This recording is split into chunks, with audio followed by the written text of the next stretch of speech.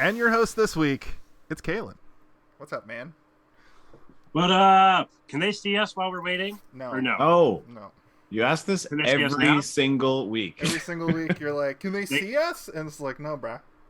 Can they see us now? They can see us now. Yes. We are live on Twitch. We are live to 3 people on the Twitchosphere. What up, everyone? I'm taking over the reins today. And today, we're asking, hey, did you see this one? James Dean, the movie. It's incredible that you own a copy of that on physical. Why is that incredible? Because how many made-for-TV Isn't movies? it a TV movie? Yeah, how many made-for-TV movies did they bother? Oh, to make that's true. That's a good point. That's a good question. Which brings me to our first category. How were you guys introduced to this movie? I think I started with Jason last time I did one. So Steven, I'll let you start this time. I mean, introduce is a pretty broad question. I've been aware of this movie's existence for a long time, and I'm sure I've seen snippets of it here and there, and it's been mentioned on podcasts that I listen to as a testament to James Franco's acting ability, as well as, you know, a fairly well-regarded documentation of his life. But in terms of the first time I watched it, yesterday was the first time I watched it, and yeah, so I mean, I've been aware of it for a long time, but I'm sure we'll get into it at some point during the talk. Don't really like biopics all that much, so it's not something that ever jumped out as to me as something that I'm like, I gotta watch this. And even when it was on TV, like the bits and pieces that I would see, it was like, not only do I not gotta watch this, I don't want to watch this. So I just never watched it. But now I've seen it beginning to end. Beautiful. Well, I'm glad that I could help bring this into your life, and we can't wait to hear your thoughts and feelings. But before we do, Jason, would you enlighten us with your introduction? Are you ready to be enlightened? Yes, I'm ready. I knew that Walter Matthau was a character in this movie. I knew that him and James Dean were best buds in this movie. Thought that they had a gay subplot. Spoilers, they don't really.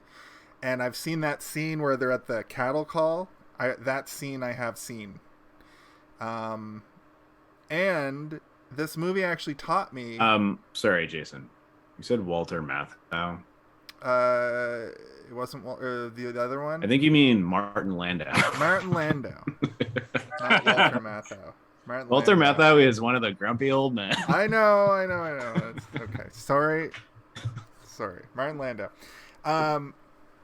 And this, I actually thought that James Dean died in the Hollywood Hills, racing his car, but we learn in this film that he was actually on his way to race his car, and some shit just fucking happened by accident. So, I remember when it came out, I remember thinking, like, man, this James Franco kid can really got some acting chops, but I never saw this.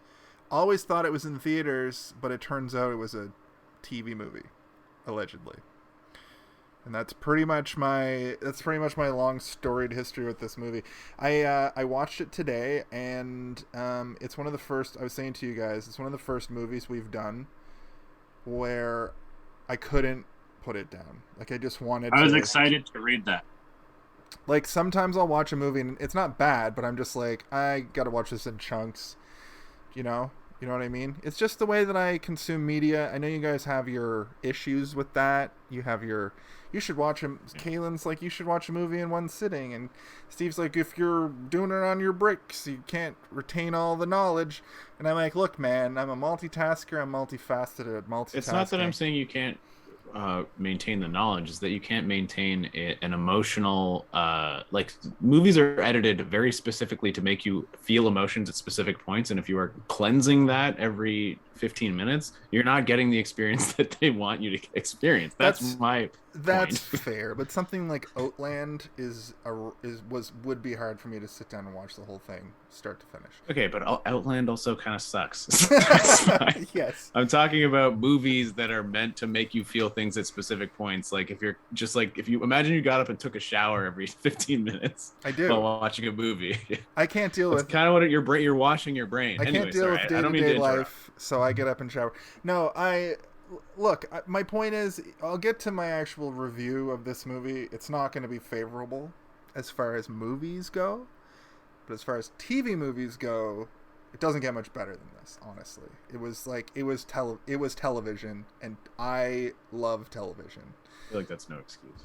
I'm curious as to, like, do you know why? Like, was there some that captivated you or whatever? Like, some that kind of kept you hooked or something? Or, like, do you have a reason as to why? I think it's that ever since we watched Rebel Without a Cause last year.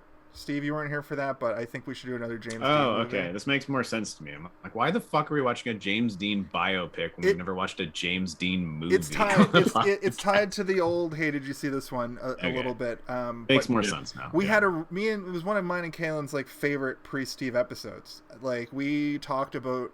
We did it on like a Friday night. I think we talked about it for like 3 hours because it was like, we were just shooting this shit on Instagram, kind of those days. That's not one of the videos we lost, was it?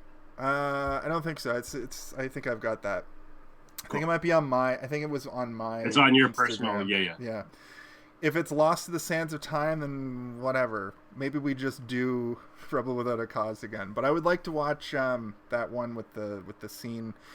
With the oil. I want to see the oil one. Well, I do want to see the oil East one. of Eden. East of Eden. Yeah, I would watch East of Eden probably. But anyway, I have a connection to Rebel Without a Cause. So this movie, I was just like, what happened next in his career? And all the people that keep popping up, as they were popping up, I was reading about them too.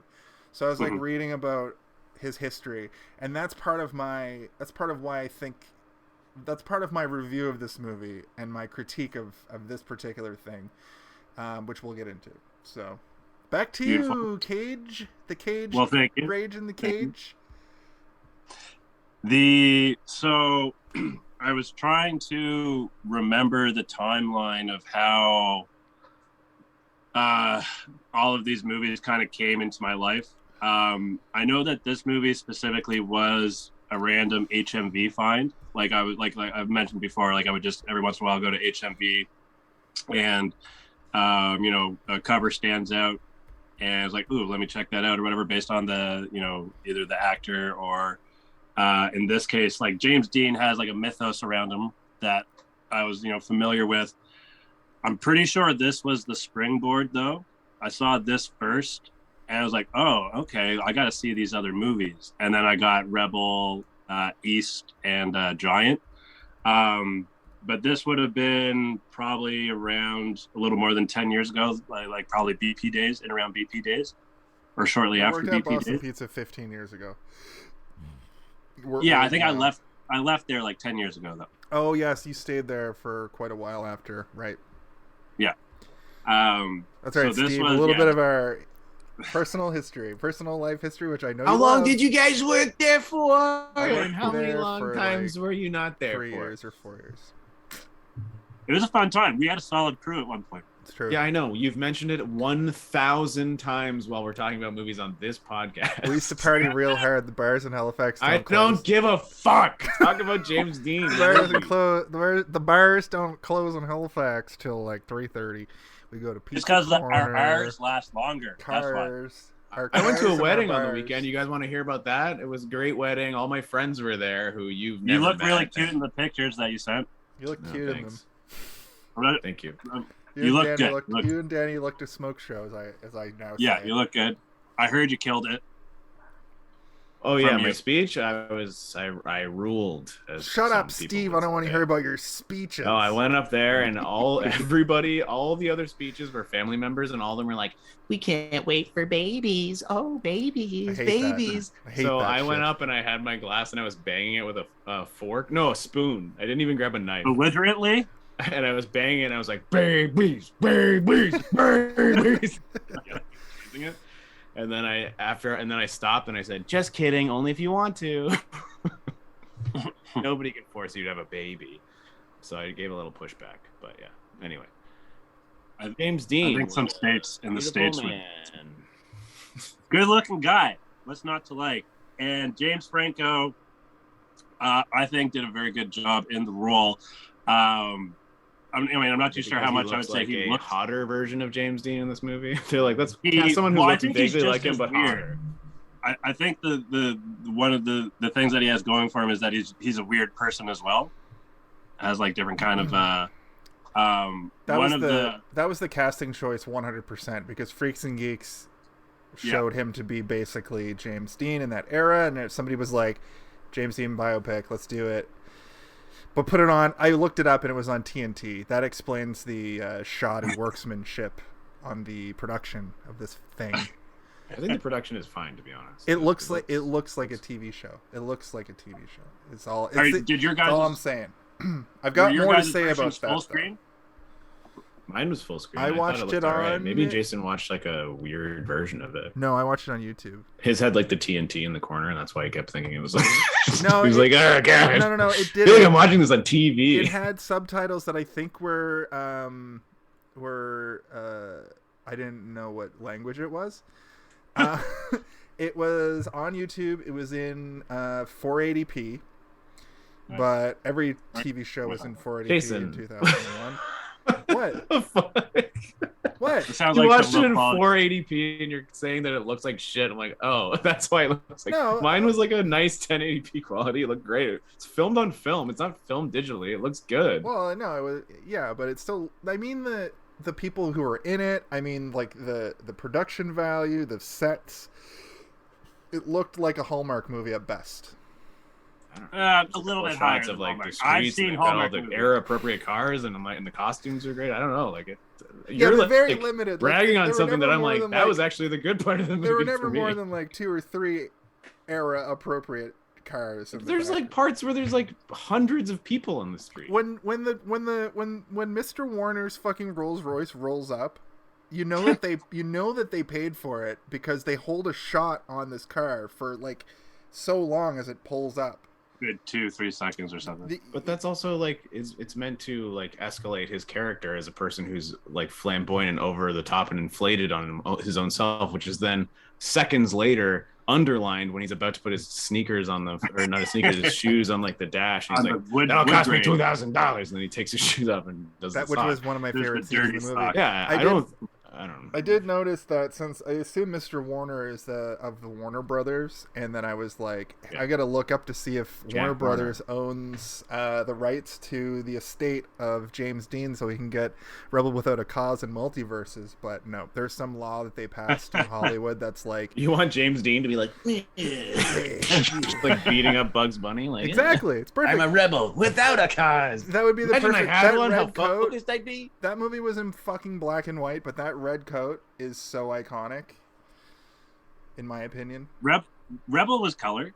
Yeah, Was it Technicolor? It was like one of the How first. did you know it was red? Because the cover of the movie. Yeah. Cover of the movie. Okay, I've seen it in color, but like Technicolor is when they color it afterwards. So they didn't film it on color film. They like paint it. I don't know. I see you in black and white with James Dean behind you, and I'm very confused. It's okay. We're allowed to get confused on this podcast. It happens every episode. I'm sorry. Look, here's what I'll say. Here's what I want to. Let me get this. Are we into the show now? Let me just tell you how I feel about this thing. This movie. There's like one other James Dean movie from like the 80s, and they haven't made one since, that I know of. And the way that I feel about when they make movies that are supposed to be, that's the movie for the era, put this shit in theaters and make it 3 hours long, like the Elvis movie or whatever. I felt like it did a disservice to the mythos of James Dean to cut away from the most interesting parts, like opening night, showing him in that play. I know there's a debate to be said for maybe that's not what this. So you would have movie is liked to about. have seen him like performing the play. Yeah, and also Me too, actually. performing I was oral kind of sex. disappointed they didn't, where it cuts right to him in the bar, like buying everyone a drink. I'm like, or maybe him show that. him going up to that apartment, and then I thought I thought this movie heavily implied that he had bisexual, sort of Hollywood. Well, that and things. every rumor since his death. And well, like but I thought this movie leaned into that, and I thought that was the thing about this movie, and I was really interested to see the implications. But the only implications are him, that creepy producer being like, "Come on by to our swinger party at midnight," and him being like, "Okay," and him going in, and there's like two dudes kissing, right, or two dudes suggestively. Well, they're touching. not kissing; they're just They're talking very closely touching. to one another, standing in like a flirtatious way. In a flirtatious way. I wanted to know what happened at that party. If there's a scene. Well, that James could be, James Bean fucking sucked a dick for sure. Well, that's what I'm saying. What I'm saying is, if this was Oscar bait, if this was a big production Oscar bait movie, 2001, that's like late. They could have had this big scene where it's heavily implied that he's bisexual, and they have an Oscar bait worthy scene involving that situation. Okay, but if they don't know that happened for sure, then they can't put that in a movie. Exactly. They can't just toss that in there for Oscar bait if it's not something that has been confirmed. Because it's speculation. Like if they do that, then okay. that's a like good point. Inflammatory. The other thing that was good though is him being like the thing from the magazine from GQ or whatever, where he's like, I'm not a homosexual, but I don't want to have one arm tied behind my back or whatever, which is like, I'm not going to go through life with one arm tied behind my back. Yeah. I think that might have been based on a real quote, probably, and yeah. I think that they could have done more with that in 2001 because it was a big time for gay cinema. I was a little bit annoyed about the way that scene was played because it's, again, Jack Warner being like, you think 14 and 15-year-old girls want their fucking leading man to be a fucking homosexual or whatever? A bisexual? Is that a term that we used back then? Probably not. Probably not. No, the word had not been coined yet. In fact, the word F-slur alino was used in this movie, and I got a chuckle because of how ridiculous. It's fagula. Fagula is like a word in, I believe it's a Jewish term. Oh, I thought he said alino. You thought he said fagolino? Yes. He's a real fagolino. That's what I think fagula is like the term. Okay. But maybe they did say fagolino, and I just was like, oh yes, I've heard this word used in the past. Both against me and for me. Walter Matthau said it, aka Walter Matthau. In his famous bisexual relationship with James Bean. Sorry guys, I got everything is off my chest, and I wanted to just say that about this movie. I think it could have been longer, and it could have been in the theaters, been.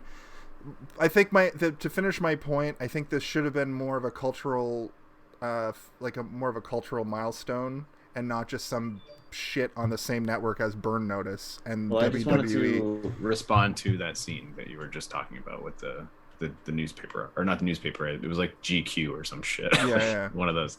Esquire. And the thing that annoyed me about that scene is that the way he played it off with Jack Warner was that he was like, I was just saying that to be fucking funky, bro. Like he's just he was like giggling like, I can't believe I said that. But like it didn't confirm or deny anything, right? Which is like, again, they don't know, so they cannot confirm or deny anything. And even though Jack Warner's pressing him for that information, you can't know. And that's one of the things that fucking annoys me so much about these goddamn biopics is they like take a speculative piece and they sprinkle it in there like it's going to give you a fucking answer, and it's not, because they don't know. They can't throw it in as any definitive information unless they found James Dean's half-burnt diary in the trunk of his wrecked car, and he's like, I sucked so much dick. Then you don't know. You don't know. It's so annoying.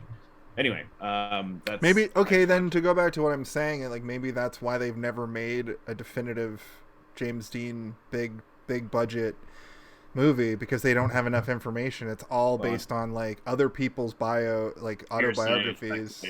Yeah. Unfortunately, he died way too young to be able to. He probably was still in a place of discomfort to talk about certain things. He died super duper young. Was he 25 or 27? I forget. It was somewhere like that. 27 is that age, but I think he was much younger than that because he was only on his like fourth movie. And I think when we first see him as like James Franco, he's like just out of high school. He's like 17 or 18. So he's probably like 24. He was 24. He does do a lot of work in a short span of time.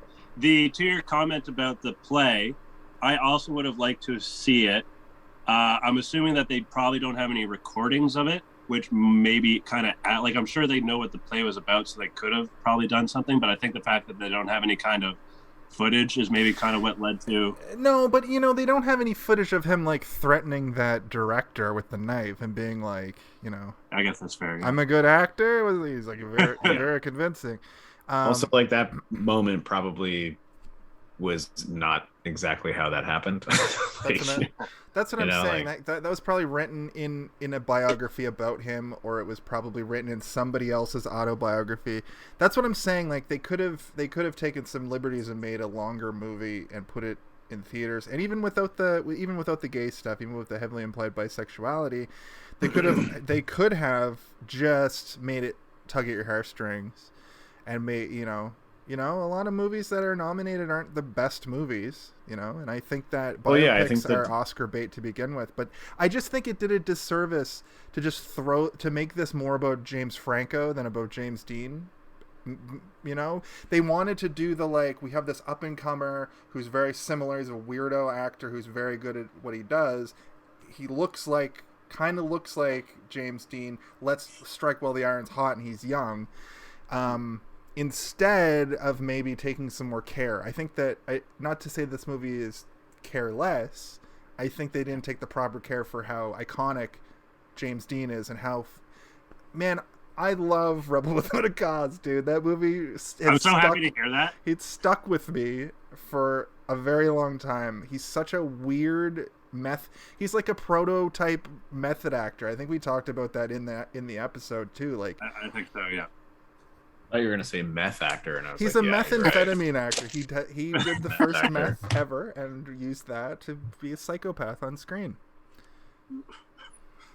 This movie opens with like a and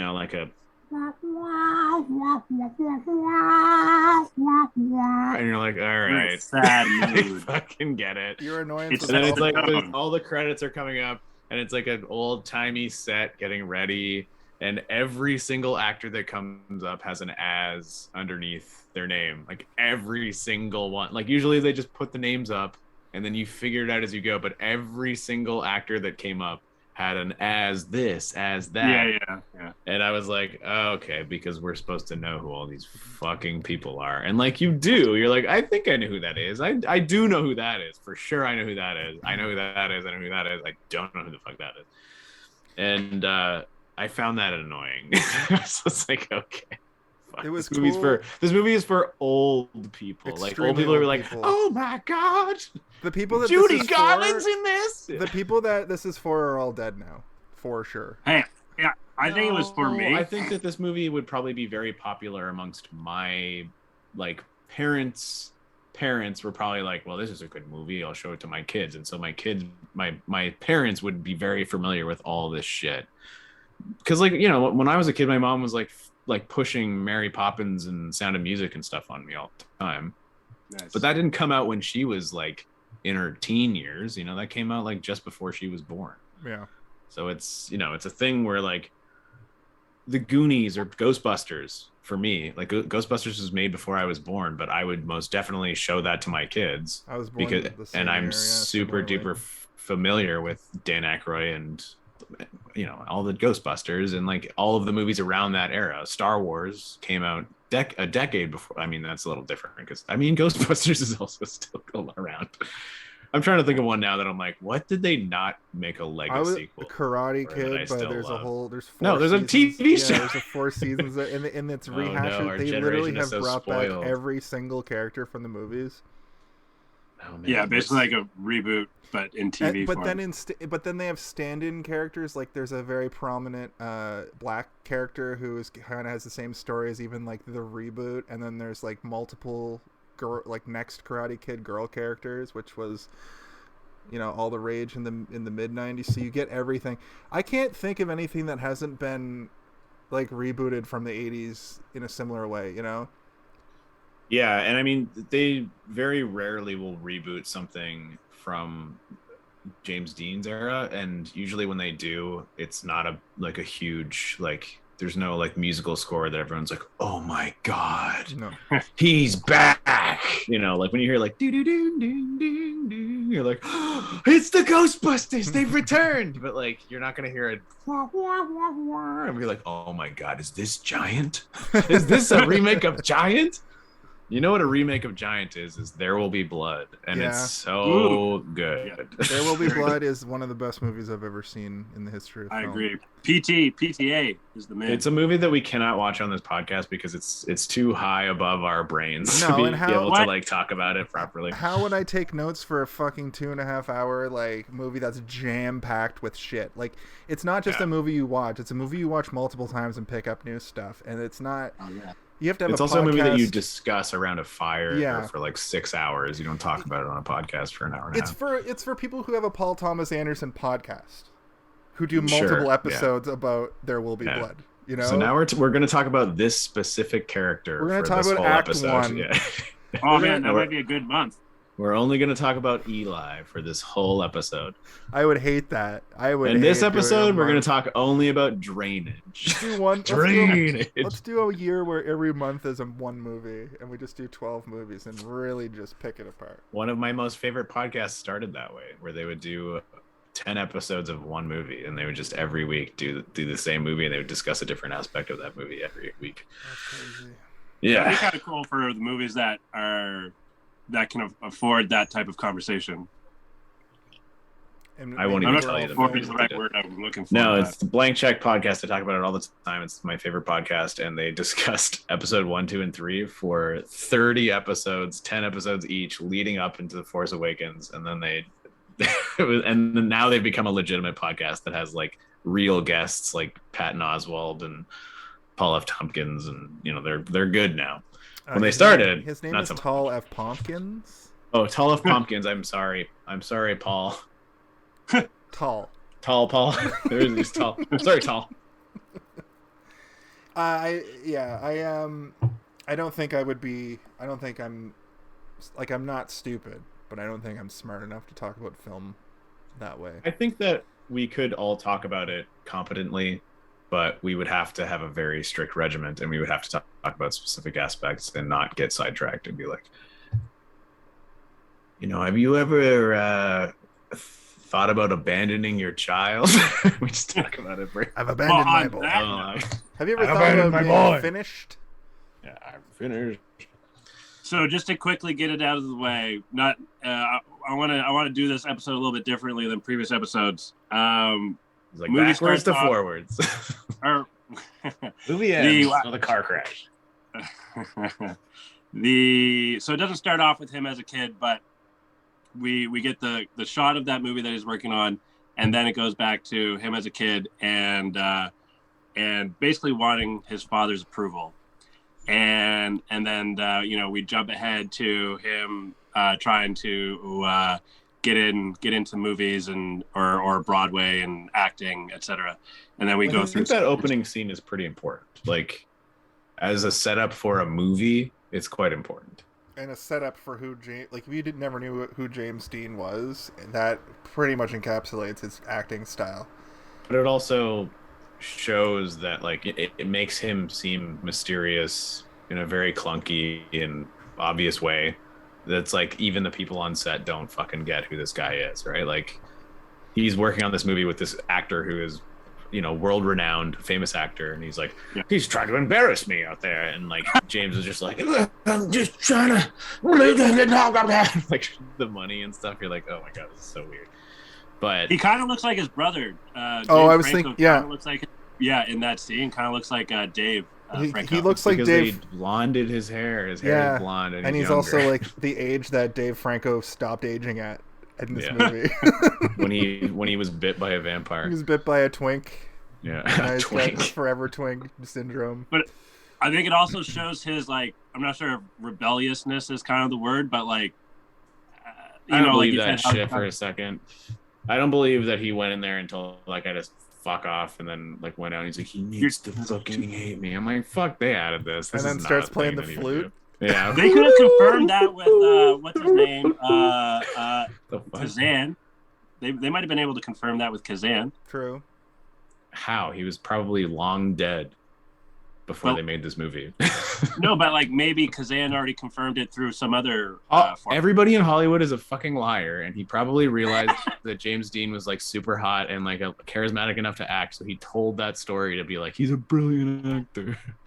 Well, on my kind of research on James Dean, one of the things that I read about was you could ask 10 different people about him and they would give you 10. You'd almost be like you'd be hearing about 10 different people. Yeah. Like when they talk about who he was as a person, and which just kind of adds to his mysteriousness.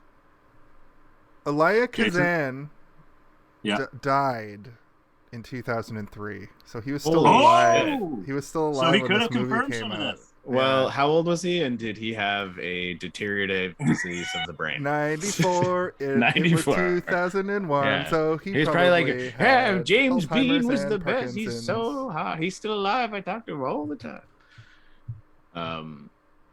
Yeah, no, I mean, I don't mean to be demonstrative or degenerative at any of the things that I say about James Dean, but like, this movie was very much a masturbatory piece of just like making him seem like he was the nicest fucking person on the planet. Even the moment where he like slaps his wife, they like, or not wife, but his wife, they like immediately have like passionate sex afterwards. And like, so did he hit her? And if he did, like, was that like cool, that maybe that is the last like time they slept together. There's a lot of stuff in this movie that I'm like, that's one of the problems I have with a lot of these movies is like they often gloss over the stuff that will make them seem unredeemable as human beings. Yeah. Yes. And most human beings do have very bad stuff in their lives that if you were to show it on camera would make you immediately hate them, and you would have a very hard time getting on their side throughout the movie. And I hate it. Like, I bet you in that Elvis movie they do not focus on the fact that he married a fucking 15-year-old. No. Like, they probably don't. I mean, linger on that. There is a Great long. Balls of Fire. So you're saying movie. you want to see the shitty side too? Is that what you're saying? No, I'm saying that I don't want to see movies about real people where they make them seem like they're fucking angels and they're so creative and they're just an artist and they're just fucking cool. So you don't like, want to see they're movies so about real people at it's all? like, fuck this person. This person had millions and millions of dollars and he was a shithead and all of these millions examples of dollars. Back then it was only like, thousands. He had $1 million at least. Well, what? Yeah, there's that one deal. Okay. Well, let me speak on this a little bit because I do like some biopics. So do I. Sorry, I'm not saying I don't like all of them. I'm saying that I mostly hate most of them. This movie, the way the pacing is, and the way that it's like it's not the best writing, and the way that it's a little bit overacted because it's mostly TV actors. It felt a little bit like Walk Hard, which is a parody of all biopics. It's like Ray and Walk the Line and Great Balls of Fire. That's my favorite biopic is Walk Hard. Well, it's one of my favorite comedies. 10,000 didgeridoos. It's exactly. It's fucking so good. It's not addictive. But I couldn't help but think of that throughout this. And I feel like that movie, me seeing this, some of the jokes in that I didn't get, I think come from this. Part of his relationship with his dad. No, I know it's literally that's Ray Charles, but a little bit of that, like the wrong kid died. That kind of stuff, and just skipping from one thing to the next so fast. Like, then this happened, then this happened, then this happened. Yeah, and I'd like to respond to this when you're done. Sorry. Well, all I was going to say is that it kind of reminded me of that. But if you actually go and watch Walk Hard, that one makes him seem like, makes Johnny Cash seem like a pretty big dickhead. The other thing I wanted to bring up about this movie having like a problem with making him seem Walk the Line or Walk Hard? What are you talking about? Walk the Line. Okay. Just wait. Did you always mean Walk the Line? No, I meant Walk Hard. When he was talking about both. Hard, that's why I was confusing because Walk the Line specifically does make Johnny Cash out to be a bit of a dingleberry. But the ending. I think that's when the toilet paper gets stuck to your. Never mind. I wanted to make a joke because he goes and talks to his dad at the end of this movie. He goes and talks to his dad, and his dad finally reveals to him, hey, The reason why I was so cold to you is because your mother on her deathbed revealed to me that you may or may not be my biological child. And through this movie, I'm going, how did that dude produce fucking the most handsome man in the world, James Dean? and I know they're actors, whatever, but there must be some truth to this. But anyway, you get a very big redeeming scene between the father and between James Dean, and then the credits should have rolled, and I kept writing, oh, okay, so they're cool now, and James Dean died of old age in the 90s. Okay, perfect. Wait a second. Okay, so there's more here. Okay, so he goes and he has this talk with Mr. Warner, and then they have a nice moment, and he died of old age in the early 2000s. And I kept making these little jokes in my notes because, just for me, I wanted to bring it up on this podcast. But the whole time I'm going, this dude, up to this point, I still think that I thought that this scene where he talks to his dad went the other way. He rages out and goes and drives his fucking spider off a cliff by accident in the Hollywood Hills. I didn't realize that he just was driving down a highway. Wouldn't that have been more interesting as a story? Yes. The unfortunate part about biopics is that sometimes people just get into a car accident and fucking die. That's part of what I'm saying, and that kind of took the window to the sails of the mythos of James Dean in my head, and especially the way they built up. They did multiple moments in the third act where they keep bringing this fucking car up, and I was like, yeah. Well, you know what would have been great, interesting filmmaking would have been like if they had somehow found a way to edited that last sort of like 15 minutes where it's showing little chunks of like 4 scenes all at once and just kind of jumping back to them, and have that, because like this whole movie is very intrusively invaded by music, so have it be like a music video almost, where they choose a piece of music. Doesn't have to be the wah, wah, wah, wah, wah. Like just get a song that exists, a modern song even, and like put it in there and have it cutting back between him being a shithead on the set that he doesn't want the giant set, him arguing with studio heads, him trying to get his dad to listen to him, and him driving down that road, and just keep like cutting between all of them and have it be this like sort of intense back and forth where you're trying to figure out what's going on, and then it like ends with like the music gets calm and the car is driving, and then it shows his dad being like, and they like hug or whatever, like in that property on the hills, and then he hits the thing, and then also make a fucking car crash into another car. Jesus Christ, we didn't get to see a car crash. If it was an Oscar movie, like if it was a big theater movie, they would have done something like that. Oh, they didn't have the budget to wreck that car for sure. That's why they didn't show it. But that's part of my whole problem with this movie in general, that it doesn't feel like it matters in the grand scheme of like filmmaking in movies that go into the theaters. But as a movie that was on television on TNT in 2001, it's dope. It's fucking, if I was like, oh, I guess I'll watch this James Dean movie, I'm fucking 16, who cares? Or even if I was a little older, if I'm 25, I guess I'll watch this thing on TV. It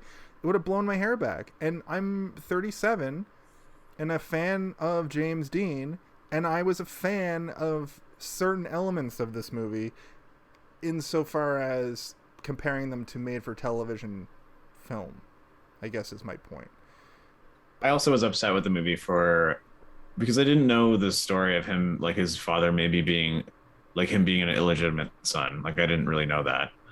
But immediately at the beginning of the movie, the dad leaves in the night, and you hear him saying a bunch of shit that heavy-handed slapping you around in the face implies that he's not his son, and then like it's underlined over and over and over throughout the movie, and I'm like, ugh. Like I know now, like he thinks that this isn't his kid. That's what the issue is. That's the whole problem. And like if they didn't put that, if they just had her yelling at him at the beginning and didn't have him responding, I would have been more intrigued, and I wouldn't have solved the mystery at the beginning of the movie. Like when it was revealed, I'm like, yeah, obviously, like that's why he's such a shit dad. Like he's not the dad, and he knows he's not the dad, and that's why he's like a shitty dad. He would have had way more feelings of responsibility if it was his son, and he didn't have any, and it was so obvious. I disagree with that. That's not always the case. I think it was also, that's a poor excuse to not be a good dad. It is a poor excuse to not be a good dad, but I am upset with the movie for revealing that to me when it's supposed to be a reveal in the last 10 minutes of the movie. That's true. And I will say it was a different time. There was a lot more like toxic, like hardcore toxic masculinity surrounding those kinds of things like in society. little boys weren't allowed to hug their dads and shit back then. I was thinking the 50s? Yeah, and the 40s. I was thinking about during this movie, like I'm a pretty nerdy dude, and I'm into like nerd culture. And if I had a kid and he grew up to be like a jock, would there be a paradigm shift? Is there a paradigm shift now, where people who like grew up being computer programmers are having kids who like are super into himbo culture because of social media and stuff, and they just like, I hate my fucking jock son. Your kid rebels and he just wants to play hockey, and you're like, fuck! Like, no, you can't play hockey. No one in this house plays hockey. Hockey is the devil's if it's first the hockey and then the devil. We used to call it devil sticks in the 90s. No, actually, Dad, I looked it up on the internet. Yes, I know. That's the joke. Dad, I looked it up on the internet, and devil sticks did come back while I was alive as well. So we have that in common. Dan, no kids playing sports in my home. Why do you put on a I'd like to see that reverse role movie. Imagine you like you hear like the low bass from your child's bedroom upstairs, and it's just like church hymns like blasting. You're like, oh no, this fucking kid found the Bible. Why do we have a Bible in the house? I keep my guns in my Bible. Anyway, that was a fun riff. What do you got next for us, Kalen? Well, one of the notes I wrote down was daddy issues. Yeah, I have a lot of daddy issue notes as well, and they're like, I keep coming back to it. Like every once in a while I underline like, oh, the dad's back in my notes, and he's just as shitty as he was before. Maybe shittier, perhaps? I kind of hated him constantly going back to his dad because it felt like that there's no... It's like Munchausen syndrome or whatever. Or not Munchausen. What's the Stockholm a little bit. Yeah, well, no, that... No, it's like the opposite of Stockholm Yeah, syndrome. It's like he just wanted his dad's approval. That's a pretty common, like... That's a pretty common trope, but my problem with it is there's no defined acts in this movie, really. It's just like one thing happens after another, which I guess kind of reads... That's probably because of commercials, like because it was for TV. It could have been. They also, in the early part of the movie, they were giving you the dates, this is the year, and they kind of just stopped doing that throughout the movie. They're like, yeah, it's fine now. We don't need to keep doing this. I like it. I like movies that have more of a defined part. There's no, but that said, it's a biopic. It's kind of plays out like a book. Books, biographies don't really have acts. It's like a biotic book. It's like a biography. Oh, what a book. It's a biography. We don't have the thing that we usually run into where like somebody needs to say all the things that happen in this movie, because it's just sort of like, he's a kid. I mean, he's old. He's middle of the movie, and then he's a kid, and it shows like four or five scenes from his childhood. He's very close with his mom. It shows that he's very into theatricality early on, and his dad is very cold and distant. But this is before his dad even knows that he's not the dad. So his dad was just like, I don't got time for. Yeah, he's like, I'm trying to read the newspaper, and it's like, Dad, just watch him recite the poem for like a second. Like, actually, it's like fucking 30 seconds of your life. Man. During his you can have the front room. During his final monologue, he does say so much that, when me and mother started dating and got married, there was a guy who she loved from high school that I don't know if they ever really ended up. So it's implied that this other guy was sort of part of it too, so he probably always had an inclination or whatever. But that's why she's like, your dad's mad at me, know. Oh, right. That's what I was relying on to be what the problem was, because if they show his dad to be a dick and then he's just a dick because of something he finds out after he's already been a dick, that makes no sense. But it's also... That's true, yeah. He probably had a an inkling or a suspicion that this kid, especially when he's like, she, none of us are blonde and this kid's fucking blonde. Yeah, or she keeps coming home at 2:00 in the morning, fucking with her hair all messed up, and like, I was just out at the bar. She's got hanging like with jizz all over her dress. Yeah, oh gosh. That scene from 1,000 Ways to Die or 1,000,000 Ways to Die or whatever it was. 1,000,000 Ways to Die in the West. Yeah. Where I think she has like stuff all over her face, and then but they're not allowed to have premarital sex or whatever. Yeah. The one thing I really liked about this, and I'm curious, like I feel like it, like an aspect of this probably happens in filmmaking, but when Kazan, or even when he's at the film school, where. Actually, no, that doesn't really. Anyway, so when Kazan's like kind of like, give us your thoughts, please. Stop canceling your thought you're about to say. No, this is great because I can tell that he hasn't drank or smoked any weed because we're getting. I have it. Premium Kalen tonight. Thank you. But Kazan encourages him to mess with the actor playing the father, which was like just personally like it was like it kind of just like put a little smile on my face or whatever. But two, like I was like, ooh. I bet people do that in real, like, you know what I mean? Like something along those lines to kind of get certain reactions and scenes to like get that, like get it more authentic. That's one thing I loved about this movie, where you get a little bit of insight into the way movies are made. They can't really do it as much anymore. I mean, the way they did it in this movie, you could probably still get away with. But I know that in the 70s and early 80s, there were some directors that had like lawsuits like thrown at them from actors. Ridley Scott got a like legitimate like reaction from the chest buster scene in Alien. Well, but there also are even crazier ones, like the guy who directed The Exorcist. He would go up to actors and just like be like, "You're not getting it right. You need to get it right this scene, or else I'm going to find someone else to replace you." And then he would just like slap them in the face. And then walk away and go action, and the guy would be like, and he'd feel like fucked up because he just got slapped in the face, and he'd be like, and then he would act the scene out, and then the director would go up afterwards and be like, "I'm sorry I slapped you, but I did it because I knew that if I did, it would give a better performance." And guess what? That's the one we're using in the movie. But like that's almost like a drill sergeant. Okay. Yeah, but no, like you can't. That's no, you not can't okay. do it. Also, but Kalen's right. Like it is sort of it's the drill sergeant behavior. Yeah, but those things are, you know, you can't really do those things anymore, but you can sort of manipulate people. Like, you know, you hear about like Jared Leto. Like, well, I was just going to bring up Jared Leto. Like they're just making this like curried shit. Yeah, they're making this shitty superhero movie that everybody knows is garbage just for money. And Jared Leto is like, "I'm the Joker for real.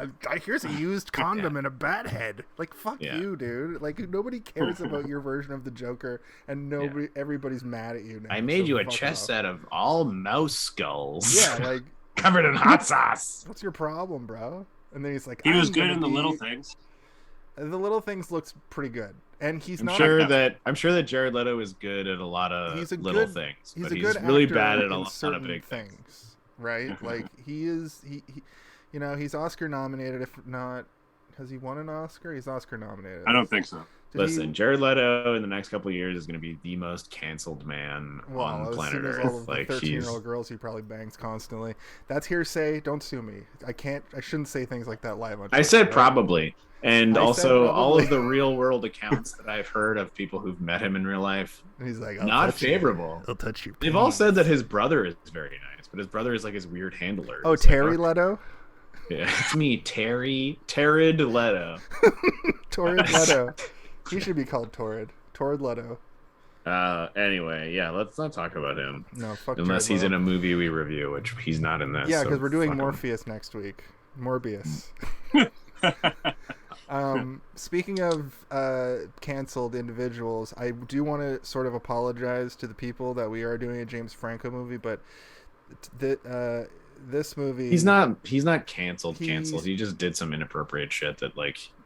I don't know if he ever really apologized for it, but like as far as I can tell, he hasn't like done a Weinstein or whatever. You know what I mean? And I think that he might have gotten a little too method actory about going back to college that time, and that's why he but I still. How think was that method actory? He's wishes he was, James Dean. He's like, I'm gonna go to school and become a real filmmaker. I'm gonna get real into the meta of filmmaking and become like I'm playing a director now. So even though I'm like 40, like I'm gonna sexually harass 17-year-olds online. Yeah. Oh, like a bro. But he didn't do anything that was like illegal, I guess. James but also Franco like is not canceled. He didn't seem to flex his power on people in the way that we think of it now. But like at the same time, I'm not defending his actions because it's gross. He's gross. He's a gross individual. But he also became famous very young. Yeah. Like I think the we might point in your life where it's like TikTok fame, right? You hear about all these TikTok fame people who get all their money like thrown at them at once, and then they just like go insane. Yeah, that D'Amelio family, and I just watched that Bling Ring special. Was it worth a watch? It's worth having on the background if you're doing something else, I guess. But it's weird. It's weird and bad, but like it's popcorn like not popcorn, but like. It's edutainment. It looks like edutainment, so it's like this is easy to watch. My problem with it is it has this weird contrast between the actors. Some of the actors who got robbed are like, "Oh, I was scared for my life." I'm like, fuck you have personal security. And the people that were doing the robbing, one was one of the prototype reality TV stars, and her friend was like, I wanted to be rich and famous and an actor, and I wanted to get famous in Hollywood.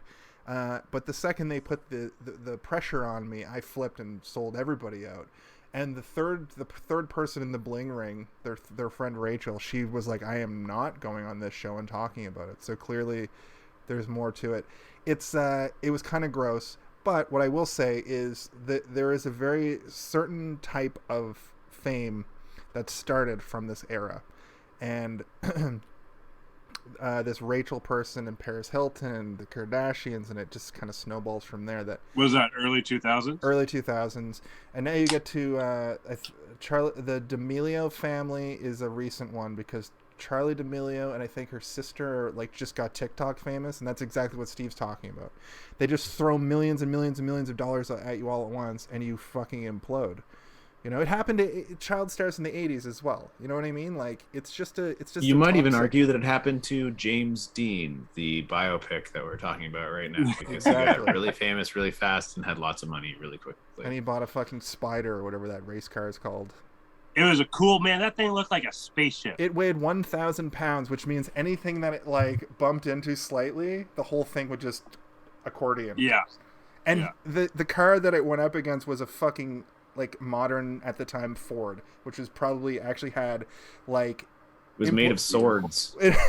But it probably had early like safety mechanisms built into it. Like it didn't have a right or a left blinker. Like when you would hit he it, used his hand to turn left. Yeah. Yeah, they didn't have blinkers yet, but like when he crashed into it, like a giant like a boxing glove came out on a spring and like just punched. That's Batman. That's Batman 60s Batman. I thought that was the wouldn't early be invented airbags. For another 10 years.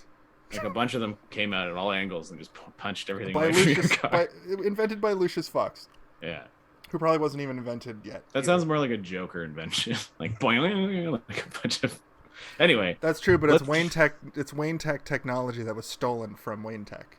That's true, and he put boxing gloves on it and added sound effects. Quick side note: Titans is tight as fuck. Titans is what with the swearing? It's low key fucking crazy. It's crazy. DC, the live action one, right? It's DC fan fiction. The show?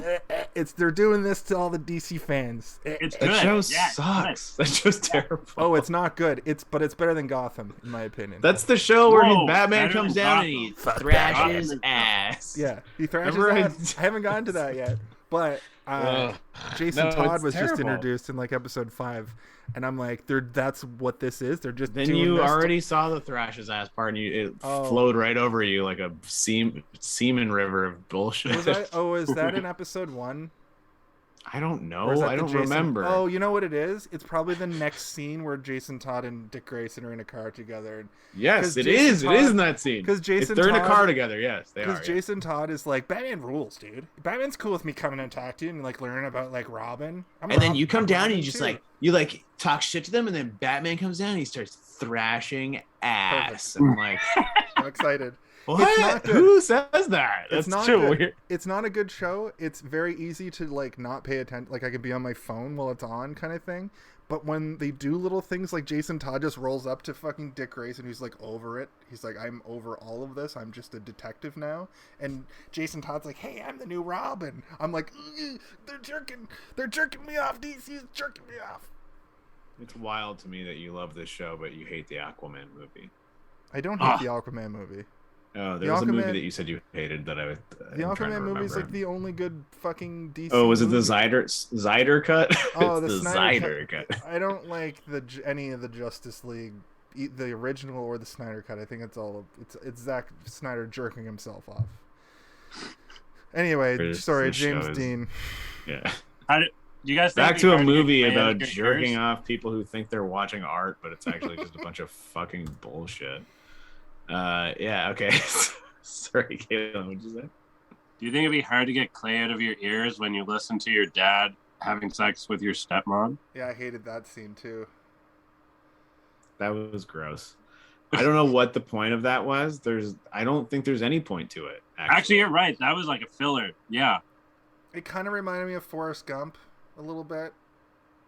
I think it was meant to like show the disrespect, I guess, from them, but like at the same time, but also we already got that from all the other scenes that we see of the dad. We didn't need to hear him fucking that woman. Like I don't know, didn't make. I like how she called him Winnie.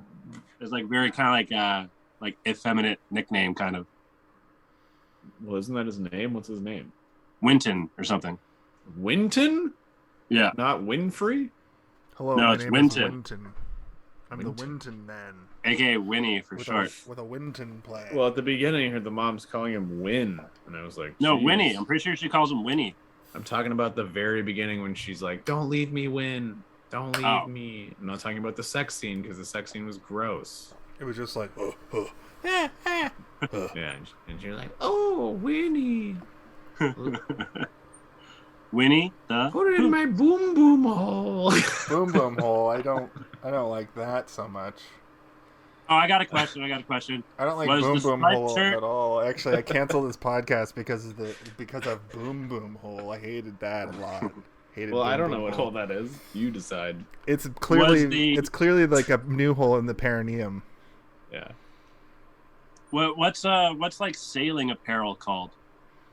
Sailing apparel? Like, yeah. Was that striped shirt his or hers? Was it his or Christine's? I have no idea what you're talking about. He has a striped shirt with a really like wide neck hole that he's wearing when Christine comes over with the actor studio letter, and then the next day she's wearing it. Which that's just to show that they had sex. Well, see, that's the thing, right? Yes. But it looked better on her. Like it looked like it was made to fit her. I mean, it's just because you like looking at potential breasts, you pervert. No. Is it just wide like that so you can put an ascot in there? I don't know. I keep saying more things that confuse Steve. I like to watch his little fucking brain fry out. Well, it's like you ask questions and I'm like, why is that a question? Who fucking cares? It's probably his shirt. It's probably so old because he's poor and he probably stretched out the neck hole because that's how clothes are. That's a good point. No, it wasn't a stretched neck hole. It was it was the cut. It wasn't a circle. It was like an oval cut thing. Yeah, he ran out of clean clothes, so he cut a hole in a pillowcase and he stuck his fucking head through it. He made himself a boom boom hole. I don't know the answer to this question, and I don't care to answer it any further. Do you than think I would have have any success at becoming an actor if I pulled a knife on a director? No. I think that's if that happened for real. I think it happened one time, and it was that exact moment, and that's it. I don't. Yeah, but those guys were all weirdly horny for him too, which Yeah. is weird. Where I'm like, okay, this is Okay, maybe if pervs. James Franco himself did that for real, that would be the second time in the history of filmmaking that was remotely allowed. That fucked me up a little bit. I was like, what? And then he saves face by being like, was that believable enough, Mr. Director? Could you hear me? Could you Yeah, hear me? I really thought that Like, oh, James it was Dean's a sociopath. I thought it was really going to be like a thing where he was going to be like, it's a stage knife, not real. You know, afterward, just being like, I was just fucking with you. But that didn't happen. No. And again, he brandished that knife a couple all of I times. know from watching this movie is that James Dean seems like a huge fucking shithead. Yeah. Like he seemed like a big shithead.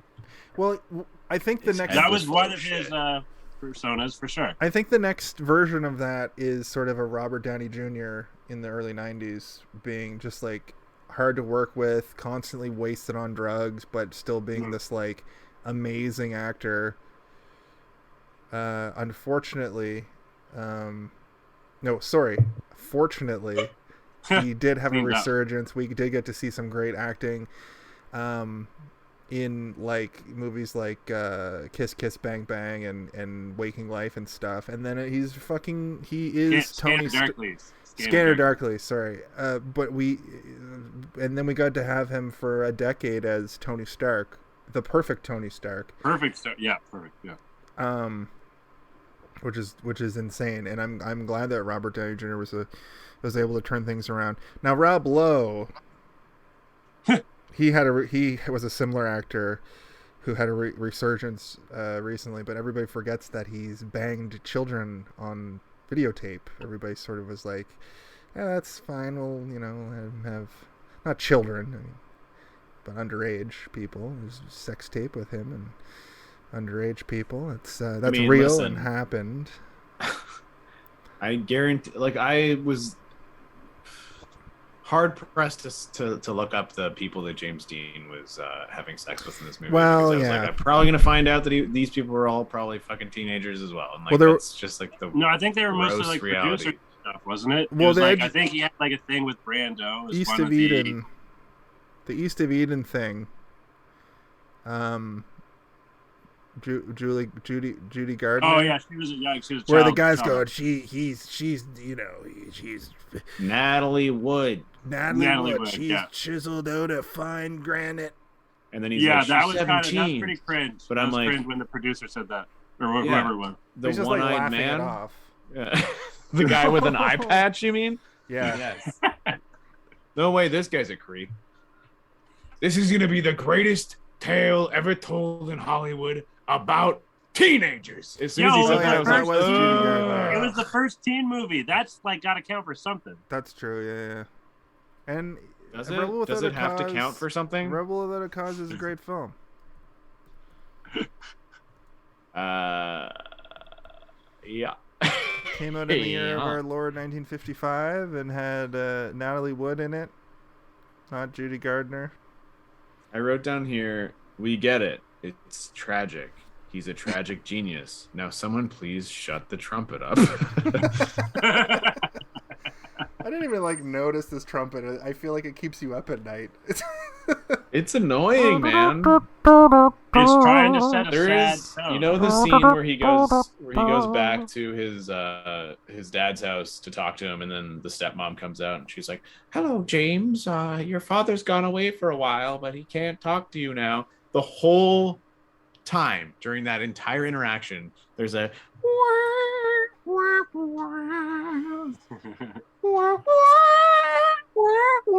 he's like, "Well, I need to talk to him right now. Like, is he here? He's not here, but he'll be back in a couple of couple trumpet notes." He's like, "Okay, well, just when he comes back, just tell him that I said that I was here or whatever. Okay, I gotta go." And then the curtain why do you even bother looking through the window? Why would he do that? Because it's a fucking dumb movie, Kayla. This movie sucks. Dramatic irony. Why did he even look through the window? Because it's a stupid fucking movie. That's why. About James Dean's dumbass life. Okay. Sorry, I got a little. That trumpet really annoyed me. Scratched it off. Steve, hit me with three positives that you liked, 3 negatives you didn't like. 3 negatives? Can I hit you with 3 negatives that I did like and 3 positives that I didn't like? Yes. Because that's basically what reviewing is. So 3 things that I liked about this movie. I thought the cinematography was pretty good. It was actually quite good. They worked within the means. It is a TV movie, so they were able to utilize what they had to work with. I thought that, like the camera movement was appropriate and the framing was nice and the lighting was good. Like I never had a moment where I was like, this looks like shit. Like there's never a moment where I watched it and I thought this looks bad. The costume design was pretty on point for me. And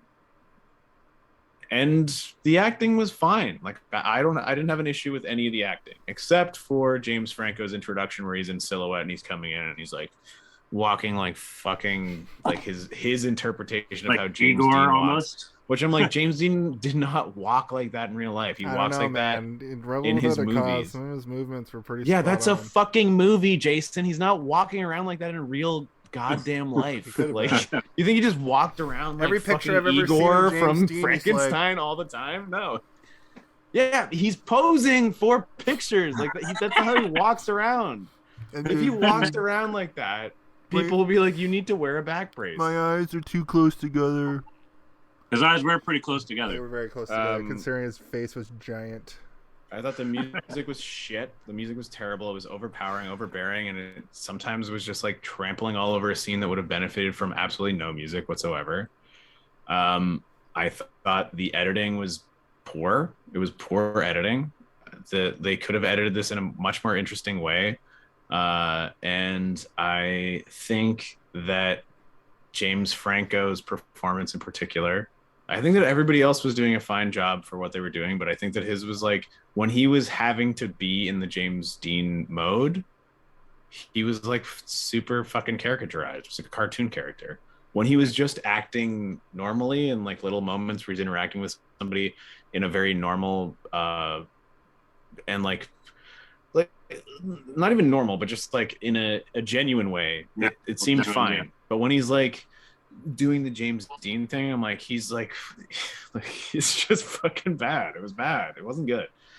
And also, like Jason said, anticlimactic, man. That fucking end was just atrocious. Like they could have edited that so much better.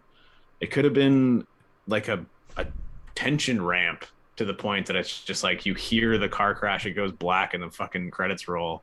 But it's like, no. And he named his car Little Bastard, and he goes to the racetrack, and he died of natural causes in 2011. Yeah. Credits. I think that it was like shot sort of like a Scorsese movie in terms of like where they would point the angle and when they would point the angle, and like I thought it was all very good in that sense. But yeah, I don't know. And also I just like, it didn't do anything to make me like James Dean. It made me think that he's a fucking like shitty guy. Like he seemed like a shithead who was very selfish. Like there was nothing about it being like, what a tortured genius. I was like, no, what a fucking spoiled ass prick who got to Hollywood and fucking had a really great time of it. And like just kind of squandered it and then died really early. If he didn't die in that car accident, he would have died like 2 years later doing something even equally as stupid. He died in a routine traffic accident. Like he would have died at the racetrack like 20 minutes later. Like, did his car not have brakes? He's like, he must see us. We're coming. Like maybe he was blowing that guy next to him. That's why he crashed. That's maybe what happened. Anyway, that felt like my final review. I didn't mean for it to feel like that, but it wasn't. No, you can say your final review for a few minutes. I'm gonna try my best to make sure we keep on Jason's schedule. But Jason, I am curious to hear how did you phrase it? The shitty parts that you did like and the good parts that you didn't like. we're gonna be way in under because I am just about done talking about this movie. I knew that there wasn't gonna be much to say about this, but I want to stress, Kaylin, this was a good selection. Thank you. The things that I liked about this movie were, I'm kind of in the opposite boat. I really liked James Franco's performance. I don't think it was, personally, I'm not attacking you, Steve, I don't think that it was so caricaturized that it was unwatchable. Let me respond. I'm not saying that his performance was terrible the entire time. There are very specific moments within the movie where I felt like I was watching like an SNL skit. And then there are moments where I'm like, I'm interested to see what he's going to do here because he's actually acting now and he's not just going. That's fair. He's sometimes he is doing like an impression. Exaggerate. Well, like, have you seen Jim Carrey do his James Dean? Yeah, of course. It felt like that. That's where my impression comes from. Wow, uncanny. But sorry, I'm just saying that like there are lots of moments in this movie where I think that he's doing a very good job, and he's not sleepwalking throughout the movie like he does in a lot of other movies. He's acting, but there are also moments in this where he's acting beyond, like, way too hard. Where I'm like, okay, pull it back a little bit. You're like going into Jim Carrey territory here. So that's something like I did like his performance, and I did like learning about James Dean, for better or for worse, you know. And I think that this is not a learning experience. I wasn't sure about how he died exactly. Unfortunately, learning that means that I learned something incredibly anticlimactic. Right. But I did learn one thing from this movie. I also just like it felt good. Like sometimes movies are way too up their own ass, and the benefit of this is that it's both a benefit and a service, a problem that it's a TV movie, because it never goes all the way. Something like Outland does suck, but it goes all the way on everything it does. It's over the top. It wishes it was Star Wars. You know what I mean? Like it really wanted to, it felt like it wanted to be that next breakout science fiction thing. It felt like they were trying to, like, this is going to be the next Blade Runner. This is it. We figured out the formula we got all the elements of Blade Runner, jam it together, get Sean Connery, and then they just aborted a fetus of just like nightmares. Jeez, harsh. Sorry, it wasn't that bad. It was fine. But this at least knows what it is, does what it wants to do to just tell a pretty quick story. I just think that James Dean should be looked at under a microscope. But you're right, Steve. Like, he existed for such a short period of time that, like, maybe they wrung everything out, and that's why there's no new, like, it wouldn't be a remake of this, but a retelling of this story. Maybe they wrung everything. It's a very annoying thing where everybody put him on this pedestal of, like, imagine what he could have done. It's like River Phoenix. Yeah. Like, everybody thought he was going to do great things, and then he died tragically at a young age. And everyone's like, well, imagine what he could have done. And I'm like, imagine James Dean was alive now. He'd probably be fucking riddled with dementia and like being like, I never liked anybody other than like white 120. People. So I hope he wouldn't be alive now. But you know, but like, he could have realistically died in like 2004. You know, like, you know, I get it. Right, but what I mean to say is that, like, he exists in this sort of like snow globe of like perfection, where everything that he did was golden, and then somebody dropped the snow globe and it broke, and then like, but then they like made another snow globe, and they're like, no one will ever break this one. Well, all his good shit is here. Think about it like this. Marlon Brando. Rosebud. I didn't even. Yeah, okay. That's not what I was trying to do. But Marlon Brando similarly had a very similar career where he was like the teen heartthrob, and he didn't die tragically. They mentioned Marlon Brando in this. He just got crazier and crazier. He just got crazier and crazier, and I think that James Dean might have like killed somebody in the 70s or something. You know what I mean? Like, he might have had something in the 80s where he fucking just went to jail for all the shit. Right. Like one of those prototype cancellations that used to happen where actors just like go away. Where they actually murdered somebody and like had Bill to go Cosby, to real jail. Like, raped 30 people. You know, like Jesus. Well, he did. I know, but I don't know if we can say that James Dean would have done that. No, we don't know that. I'm not heavily implying that he could. That's why I'm saying Jesus. I'm just saying that, people don't talk about certain actors anymore from that era because it was the literal Wild West of Hollywood.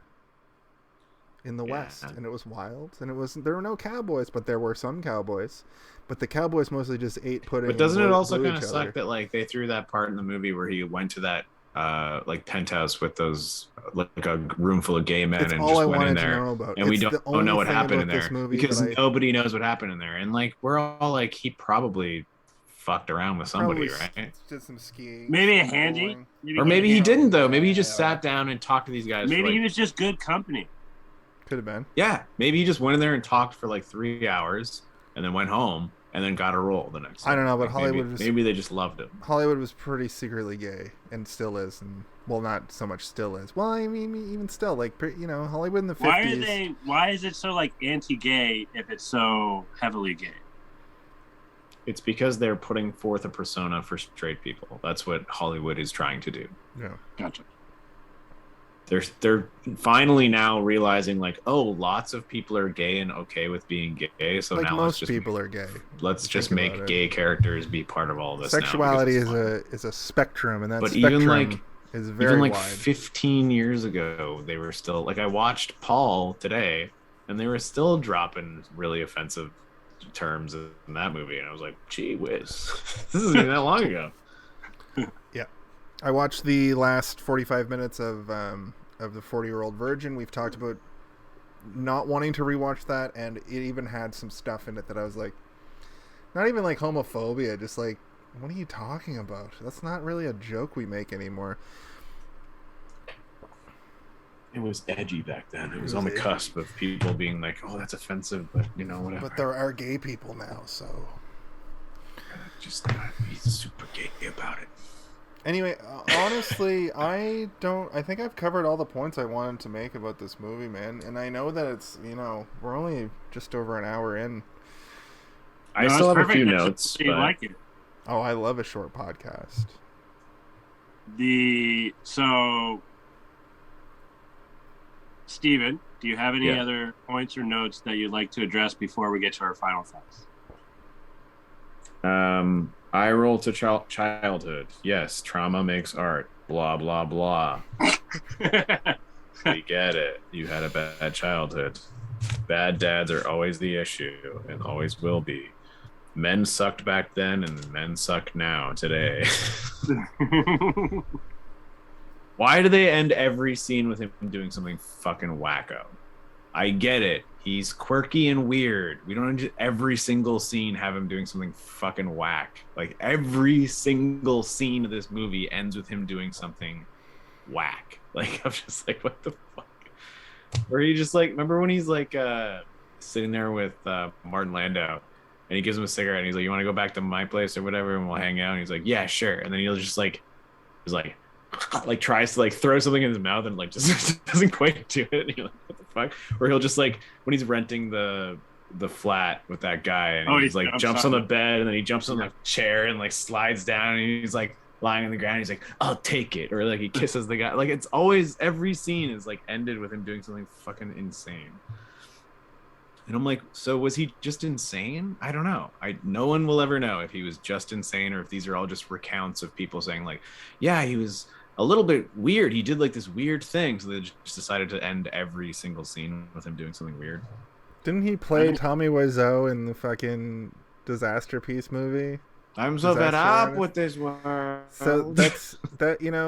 I just wanted to watch James Franco play misunderstood actors for his whole rest of his career. I wrote down the dad double sucks. The dad double sucks. Then I wrote down the dad triple sucks because the dad just keeps getting worse and worse through the movie, right? So the wrong boy died. The wrong kid died. At least James Franco's not sleepwalking through the performance. We talked about that. This story is very boring. Yes, it is. I agree, Steve. Good note. Once he like starts to get into Hollywood, that's when it really kind of Like I was just like the most interesting stuff is when he's like moving back and forth between LA and New York, and he has like weird relationships with people, and I'm like, oh, okay. And he's like literally starving, and like his glasses are broken, and a guy gives him money to fix his glasses, but instead he like I eats. like that scene. That was He eats instead of repairing his glasses, and he's like, yeah, but I spent the time eating to memorize the entire script, so I don't need to read it anymore. And the guy is like, forgive me. all right, that's fucking kind of cool. Like, yeah, like that would be if I was to give somebody money to repair their glasses, and instead of repairing their glasses, they went away and came back and remembered the entire like script. Went the extra mile. That's super, super impressive. Yeah, I'm surprised that the acting choice or the story choice wasn't that the guy was pissed, because I feel like in every other movie where something like that happens, that seemed like a thing that was probably like fired a real forever. Story. You're fired and you're fired again. Again, though, like they're all like, he's beautiful. Like that's one of the other things about this movie is like a lot of his successes were based on privilege of being a beautiful blonde-haired white man. Something me and Kaylin talked about in our review of Rebel Without a Cause, and also one of my critiques about the movie Psycho is Norman Bates. Fuck, I can't remember the actor's name, but also Christian Bale. No, Psycho. Norman Bates. And Kaylin, check your fucking shit. Psycho is way better than American Psycho. But American Psycho was. I don't dope. like old horror movies that much. What I'm saying though is they look considered one of the best movies ever made. I know that's just fair. so you guys know. I also hate Halloween, so I'm the dummy. What I'm saying though is James Dean and the guy that played Norman Bates looked like actors out of time. They looked like people that would be actors now. Because they're hot. Yeah, like that's the thing. Is like if you were to put them, I'm not even joking. Like there are actors and actresses from an era in the past that if you were to place them into movies now and just change their makeup and their wardrobe, they would still look just as good as the people that are in movies now. Because like back then they didn't really cast based on attractiveness, and there was an era where it's like, oh, people will go see your movie if people are more beautiful, so they started casting more beautiful people. And like now, the 60s, but even like especially into the blockbuster era where you just hire some idiot who can say the lines. Who's beautiful. The 80s is like the 80s real is like the sort mecca of like of it. Yeah, that's like the tidal wave crashing on the beach where like everybody's hot. Like every movie, everyone's hot. And then the 90s kind of doubled down, and then it's now like at a point where almost everybody in a movie is hot and shiny. And the old people that are in your movies that are like the less hot people. Where are the Paul Giamattis of the world? Sorry, Paul Giamatti, you're not an attractive man. He's a great actor. The old people now. Shut up! Let me talk for a second, you cunts. The old people now are the hot people that are now aged. They're old now, but they're still kind of hot a little bit. Having Marissa Tomei play Aunt May, perfect casting. So hot.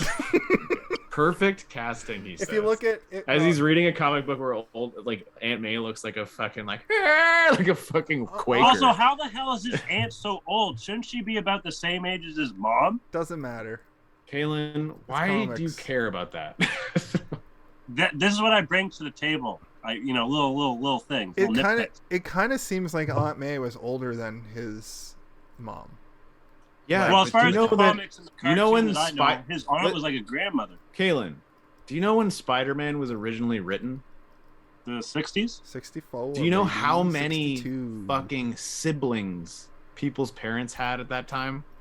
Ooh, touche. I have a grandfather who had 13 siblings, which means they were either popping out a baby every 9 months or they like took a couple years off and then had one. They were Irish twins. There would be like an eldest aunt to a newborn baby who was 20 years old. Yeah. Fucking crazy. That's how the old world was. You're Irish twins means you were born 9 months apart.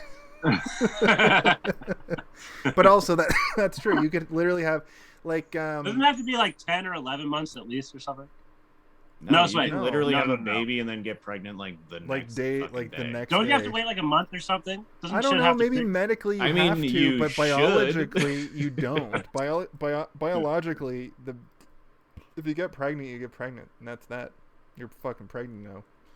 Hopefully it's Remember not that show where it was half- like those people that lived on like a fucking farm and they had like 21 kids or whatever? The Little House on the Prairie?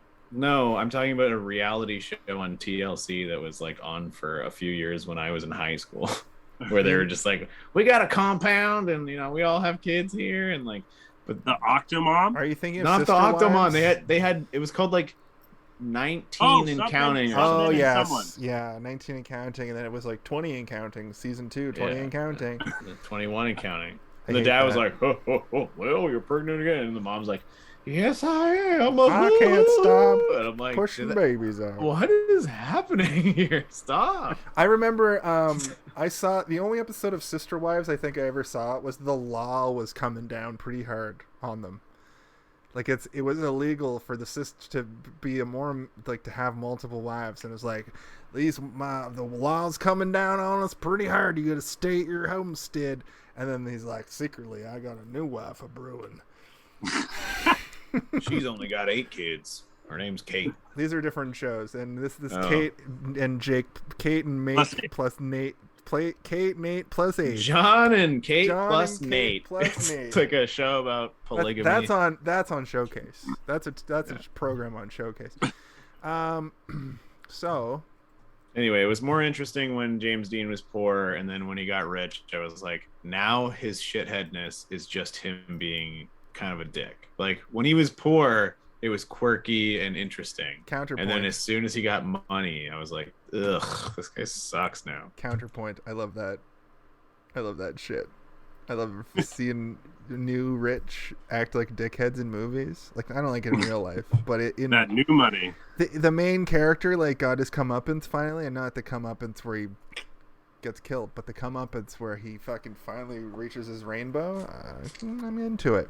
He never reached his rainbow in this movie. The No, whole he movie, he's died reaching for a tragically rainbow. at 24 in a car crash with a Ford while driving. With his mechanic, which is kind of cool that he took his mechanic with him. It's like, aren't you going to drive this car? Also, like, onto the why is racetrack?" that guy not more in the movie? If his mechanic is such a good friend of his that he's going to take his mechanic across the country with him on a road trip. I don't know, Why he the fuck is bailed that guy on not When there? it went to the Orlando race, though, immediately. wasn't it more like a necessity to have him with him? I don't know. No, They didn't explain that either, Kalen. That's what I'm Maybe saying. you're right, but I don't know based on the movie that I watched. I'm sure there would be mechanics there. He have his mechanic, I guess. But he has other friends, right? Like, or maybe he didn't have any friends. I don't fucking know. This movie doesn't explain. He fell in love with some fucking woman who he wanted to marry, and she wanted to marry him. And then the mom said no, and then Jack Warner, the studio head, was like, "You're not marrying her, all right? Now stop dreaming, kid. Now You're gonna be in someday- my next picture." Someday we'll have a video game where every character I've ever bought will be in the same video games, kids. It's like, what's a Well, video imagine game? Jack Warner was the character, and he was like, "Rah!" He's got bubble gum stuck in his butt. Yeah. When he sat on that bubble Sat on gum, that Super bubblegum. move is ashing ash on you. Yeah, or farting a big bubble gum balloon at you, like. perfect. It would make Pops on nobody you. would know. Nobody's seen this fucking movie. They would have no idea why that is like that. I wonder if that actually happened, or if that was just like he would probably do this. You seem like a Kinda troll. moment. You seem like a grade A. James Dean. They make James Dean out to be a grade A troll in this movie. Yeah, he is. Like the Or in this prototype- movie, yes. The prototype troll. Which is why I didn't like him. He seems like a fucking shithead, like a shit disturbing little fucker. Like I kind of hate him, like the most of the movie. I'm like, this guy is and I kind of no liked good. Him. I kind of liked him. I like his little fucking with the machine. What fucking about when with he the system. slaps his girlfriend? In the I hated face? that. I didn't like that. She hit him and he hit her back, and then they fucked. And And then he that told was her to confusing. open it. Yeah, her mouth. Hated it. That was confusing. I felt gross. And then they have sex, and I'm like, he probably didn't have sex. He probably assaulted sexually. That Yeah. seems like that's maybe what happened there. Also, who names their kid Pier? Pierre Leon, or sorry, Annabella Angeli. Pierre. Yeah, Angeli. I looked her up. She was an actress out of time as well, where she was very attractive back then. Them together, there's pictures of them together from that era, and he looks like a goofy buffoon. Like, he doesn't look hot next to her. His eyes are too close together. He's got a big face. I'll be back in 2 seconds. You guys keep going. He only looks attractive when he's like certain angles of his face directly on, and then also like when he's next to the god awful looking men of the era. True, yeah, which was every man. Because they all fucking like rubbed tobacco and nicotine on their faces before they went to sleep. Like, it's true, but not for nothing. They'd be sleeping with a cigarette in their mouth, like. Not for nothing, the actors and musicians, like, they actually were their lot in life and where they got in life was based on their actual talent. So you actually saw talented people who didn't just happen to not be attractive. And nowadays it's like people who are like pretty good at acting, but they're fucking smoking hot. You know what I mean? Like, they're pretty good at singing, but they're one of the One Direction boys. Yeah. No, I think that talent nowadays is underutilized, particularly in, I work in an artistic field and I see people of great talent all the time. And it's kind of upsetting when you see somebody who's super talented, who's not reaching the heights that they could. But at the same time, there is something to be said about determination. That's true. And then, but you do also get some actors that come along, like Margot Robbie, who's like, she's fucking hot as fuck, and she's a good actor. Well, I would say the same thing about Chris Hemsworth. He's Chris fucking Hemsworth, hot as hell, he's got and range. he's also a very good actor. He's got incredible range. Yeah. So it's like, there are very good actors who aren't like, Matt Berry. He's not the world's most attractive man, but he's an incredible actor. He's the best actor in New York City. He's the toast of London, in fact. Yes. Yeah. But sorry, Matt Berry. You're the most attractive man I've ever seen. I apologize if you're watching this in 20 years. New York City. I think he's doing all right as well. Like, he's not hurting for jobs. Like, he's doing a pretty good job of his life. But yeah, James Dean, I don't know, man. Like, when I watched those movies, I'm like, he was kind of turning the angle of stage actory stuff to what we consider now to be Hollywood actor stuff, where like he's a good close-up performer. Yeah. Whereas in the time, there were still people who were like only silent and stage performers who were just like super like. We live in an era. We live in an era where we saw the golden age of the platinum age of television, like after the golden age of television, and there was still a clear divide between movie actors and television actors, and we saw them cross over and merge. And now, HBO TV shows are indistinguishable from movies as far as casting goes. And I think this was an era where we had the rise of the teen drama, and they wanted these young hot actors to be the next Hollywood stars and starlets, right? So it was a pivotal time in history, but there are so many other people from this era that have just died off over the last decade, that had perfectly good careers, Yeah. And I think you make a good point that I don't think James Dean would have survived longer than that car crash if it wasn't that. Just based on his some other antics throughout this movie, I'm like, this guy probably would have climbed a water tower and fallen off it or something. And broken all the times. Yeah. He seems like an idiot, basically. He seems like a fucking idiot. But that. What? Yeah, have you seen TikTok, the Island Boys? He's one of the Island Boys, in my opinion. Oh, he's not that bad. Come on. Whoa. You never know if James Dean had an Island Boy hit and was just that wasn't a hit. He spent so much money on race cars. He's a fucking idiot. Yeah, he's a fucking idiot. Money on race cars. The Island Boys did not. They didn't even make a song out of that. It's just them singing in a pool. Yeah, but what I'm saying is that I could also see the Island Boys climbing a water tower and falling off and dying, and I could see James Dean doing that as well. The Island Boys are already broke immediately. Michael Kelso is hilarious. That did happen on that '70s show, and Ashton Kutcher, kind of a similar doofus, but he made a great career for himself. There were no handlers back then in the 50s. Now all the stars have handlers to make sure. Well, they were trying to. Well, it was like the head of the studio, the guy who owns the whole studio, was trying to handle her. Yeah, he was like, "All right, just calm down." Like the one scene that I really liked was when he's like, "I love you and I hate you," and he's like, "I hate you and I hate you." I was like, "That's a very good line, and I hope that's real. But if it's not real, then good job, writers. But bad job for making me think that something like that could be real. Like if it's not real, then fuck it." Does that bring us to our final thoughts? Yeah, let's take this bad boy home. Okay, let me just finish my notes. I only have a couple more. All right, Steve, finish your notes and then bring us into your final thoughts, please, and thank you. Hollywood is a vile place. As made Thanks, Captain Obvious. By Eye Patch Man. As we continue to enjoy your product. The entire storyline between him and Pierre is bullshit and stupid and annoying. And it didn't go anywhere. It didn't lead anywhere. It didn't tell me anything about him as a person. Except that he's willing to slap a woman in the face. That's the only thing it told me. The music is melodramatic and corny as hell. I've already talked about that. Turn signals were invented that day. This is what I said.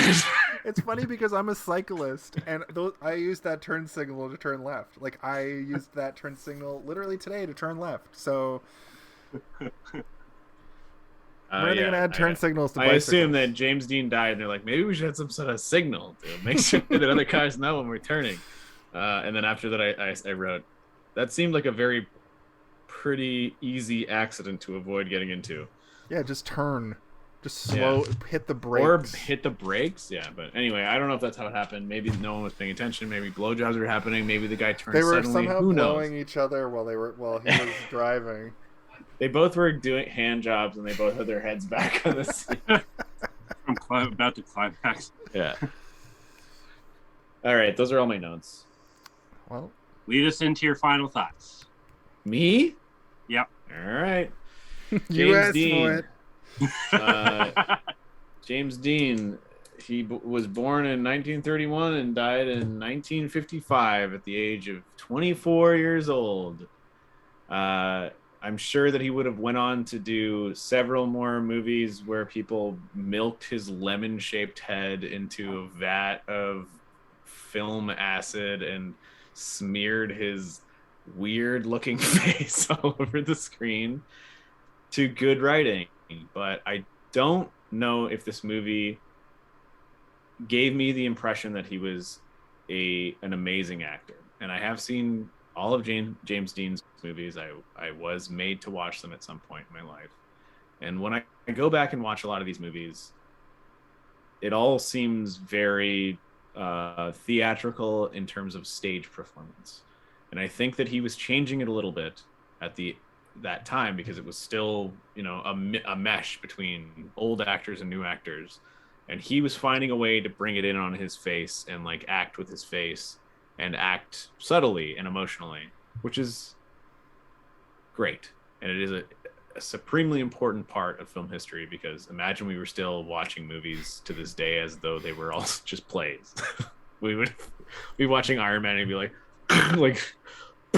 like super far away, just, and then it would be like his thing would open and you would just never see Robert Downey Jr.'s face.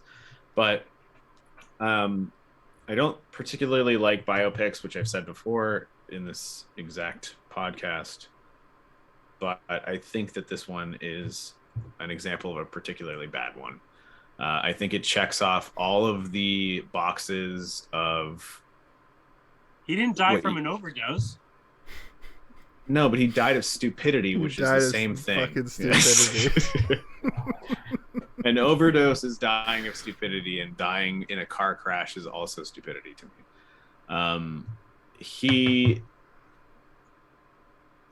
The movie itself is fine. Like, I'm not going to say don't watch it. It's an R-rated movie. It's very watchable. And if you want to know a little bit about what people think James Dean was like, then that's what this movie does. But I really doubt that that's accurate. You can probably watch a documentary about James Dean that is far more accurate than this movie. This is a trick. It tricks people into thinking they're watching art, which they're not. They're watching a glorification of a human being. They're watching somebody masturbate to James Dean on screen. It's fucking not a good movie. James Franco does a very good job of acting, as do all the other actors. But while I watch this movie, all I'm thinking about is something like Walk Hard, which is a complete spoof and satire of this genre of film, which is this is at the tail end of it before they decided to try and change the formula a little bit, but it's still clinging on to the 90s and 80s rendition of what a biopic was, and that's why it very much feels like one of those. And there are lots of those that exist that are much better than this one. Again, I'm not going to say never watch this. If you're very into James Dean, or if you're very into James Franco, I guess, then maybe you'll like this. I didn't like it. I didn't like it to a point that I was aggravated while watching it. The music is horrendous. But the cinematography is good. It's well filmed. It looks good. It looks nice. Unless you're watching it on 480p, as Jason did. Where he's like, it looks like a YouTube video. Might have even, like, yeah, it might have even been watching 360p. So yeah, no, but it does look good. The costumes are good. But yeah, there's lots of things that I don't like about it. But this also gave James Franco a nice kind of walking pass through Hollywood for the rest of his career that he's still been utilizing, because he did a very good job in the moments that he was acting. When he was doing his caricaturized James Dean, it felt like an impression, and it was very bad. But when he's just kind of like being James Franco as James Dean, I liked it. I didn't like when he was being James Dean. If I was to have to rate this, you know what? No, I don't recommend this for anybody that doesn't like biopics, because you're not gonna like it at all. If you love James Dean, you'll like it. If you love James Franco, you'll like it. But if you don't like biopics, don't ever fucking watch this movie. But if I had to give it a rating, I would give it somebody putting a hand signal out to turn right and then turning left. That's what I give it. all right, that's pretty succinct. Are you gonna follow that up, Jason?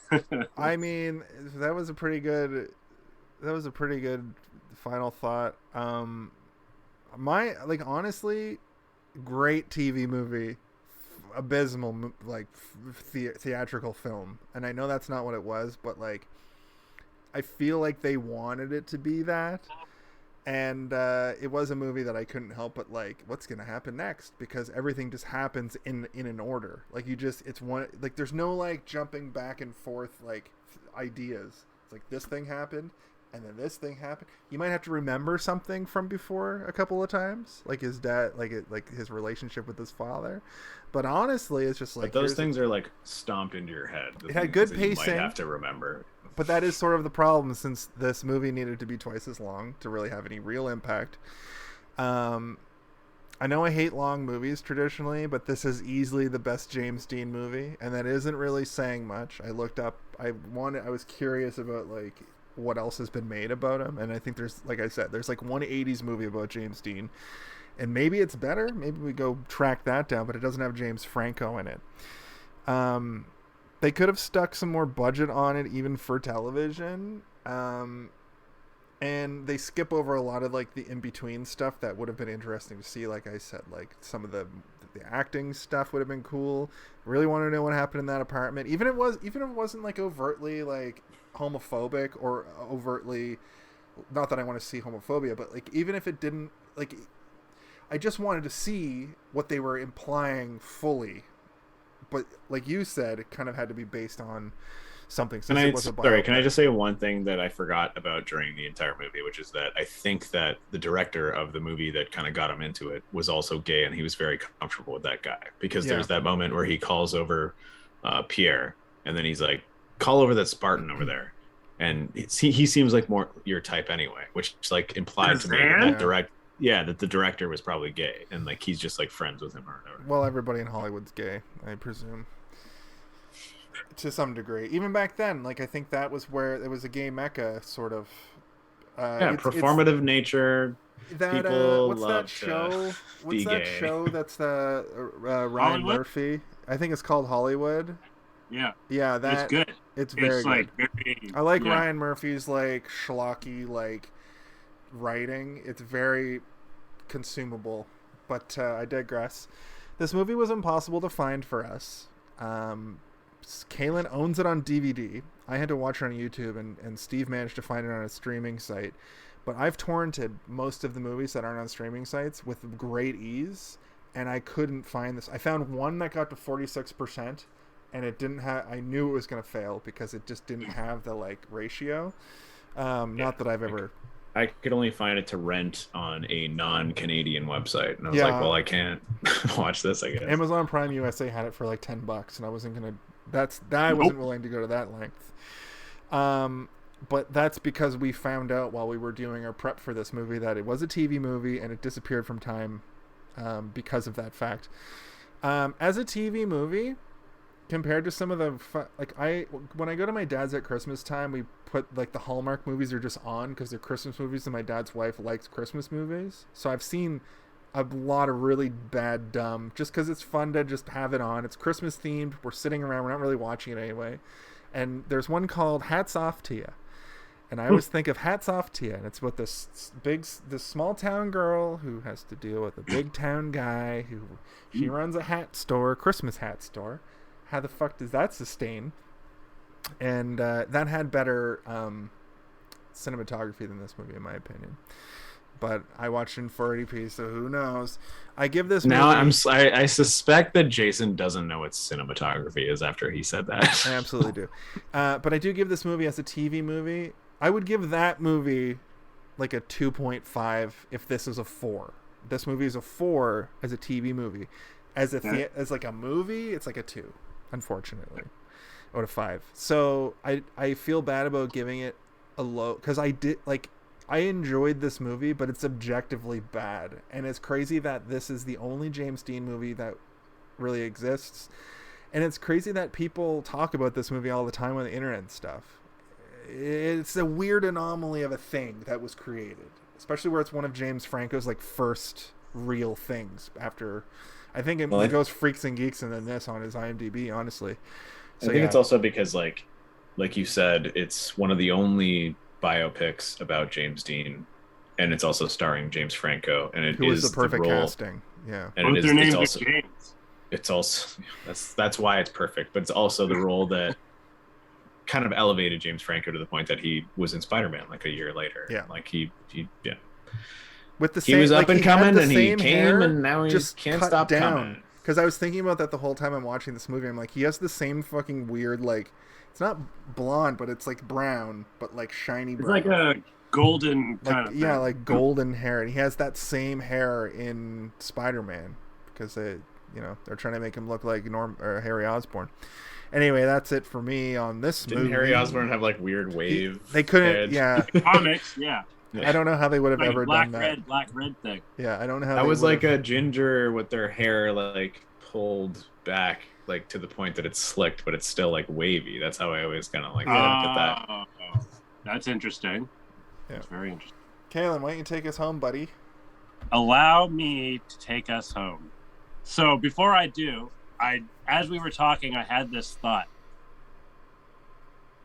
I wonder how our perception would have been if we watched this as a TV movie, aka with commercials, where it has those. So like, because we kind of talked about how it like it's like, it kind of tells this story, then it tells this story, whatever. And as a whole straight through watch, not necessarily the best movie, but as a TV movie, I wonder if maybe it being edited that way with commercials in it, so you have those pauses, it kind of like those pauses create a certain effect where it you know what I mean? Like it's like a gap, like a time gap or whatever almost. And I'm wondering if maybe that might kind of add to the viewing pleasure of it. I'll answer your question, Kaylin. Yeah. I hate commercials. I hated commercials when they were a thing in my life. I hated them when they were being phased out. Force fed. Yeah. And anytime that I have to see them now, it's agony. I'll tell you right now, if I had to watch this movie with commercials in 2001 or in 2022, I would have hated it, and it wouldn't have added that. But let me ask you this. What I see what you're saying, and the only time that something like that adds intrigue or adds suspense is now, where they've gone back to putting shows out weekly versus putting out the whole fucking series in one go. I do like waiting a week to watch the next episode, because I don't want to find myself trapped watching fucking 6 hours of TV of the same thing in a row, where commercials have never done that for me personally. That's all I'm saying. Fair. Have you ever, do you recall watching a TV show that you have watched on TV with commercials versus watching it straight through? And have you noticed having a different feeling about it? Sure, but commercials in my lifetime have always been an inconvenience. They've never added anything. Yeah, they're fucking trying to sell you shit. It's annoying. It's not even that. It's like, just show me the whole show. I don't want to. I'm gonna buy what I'm gonna buy. I don't. It's me personally. It's me personally. I get why advertising exists, but I've never in my lifetime been like, sick, I'm gonna reflect on the last scene now during these commercials. Right. It's always get me through these commercials so I can just watch more show. What are you talking about? And then when in the early 2000s, when commercials were basically deleted by the ability to download your TV or like TiVo or fast forward through commercials, I don't watch very many commercials unless I'm absolutely forced to, and it's always an inconvenience. Yeah, those fucking 5, 10, 15-second ads on YouTube. No. Yeah, but imagine it was 15 minutes, which is what it used to be on these TV movies. Dude. Yeah, true, exactly. Because an hour and a half movie. So this movie they have like a long period of the movie and then a long period of commercials. Yeah, this movie would have been probably about 3 hours. Yeah, because they would have like it would have several. Been, it would have been it would have been a 2-hour block of TV for it was. No, it would have been 3 hours. It would have been if it's a TV movie, it would have been 3 hours long, and they would have had like 10-minute chunks of, because they would have like broken it up into the acts. And then there would have been a large chunk. I remember watching Star Wars when I was a kid, and it was TV? 3 hours long. And they would it would be 15 whole minutes. No, Star Wars is 2 hours of commercials.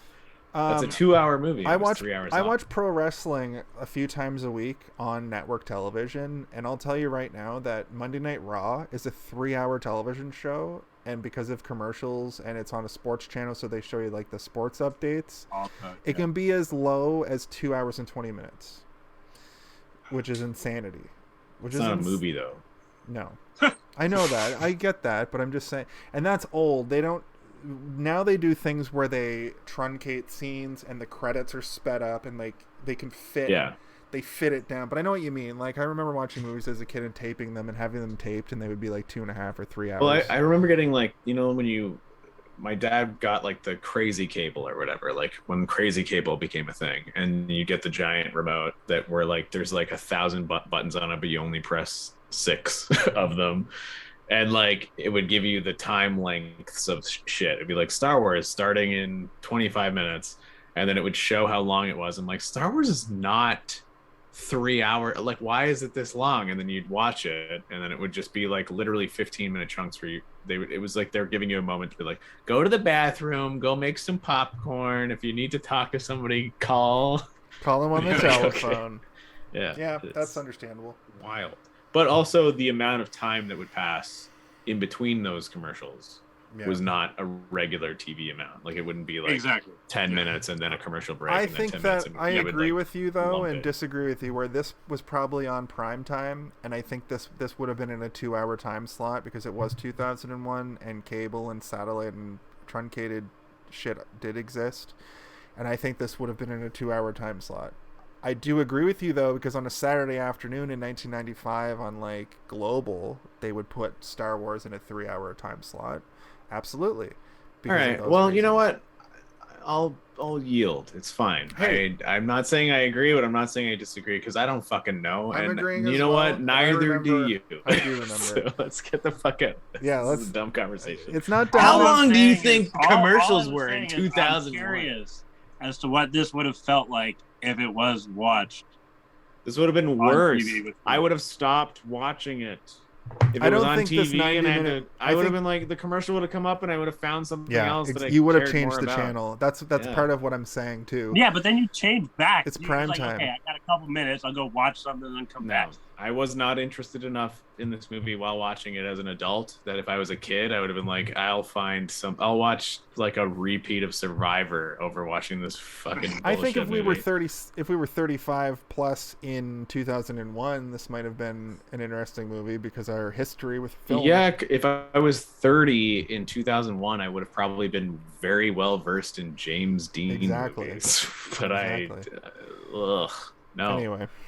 I don't give a fuck. I'd rather watch the biography of Liam Neeson when he became an alcoholic and peed himself all the time in public. That sounds would be amazing. more I wanna watch interesting. that. I thought that was Fergie. Taken 4. No, she was high on meth and pissed herself on And stage. he was an alcoholic, yeah, but he also was going through a lot of tough times. I would like to see a biopic of Liam Neeson. That's like one actor that I would.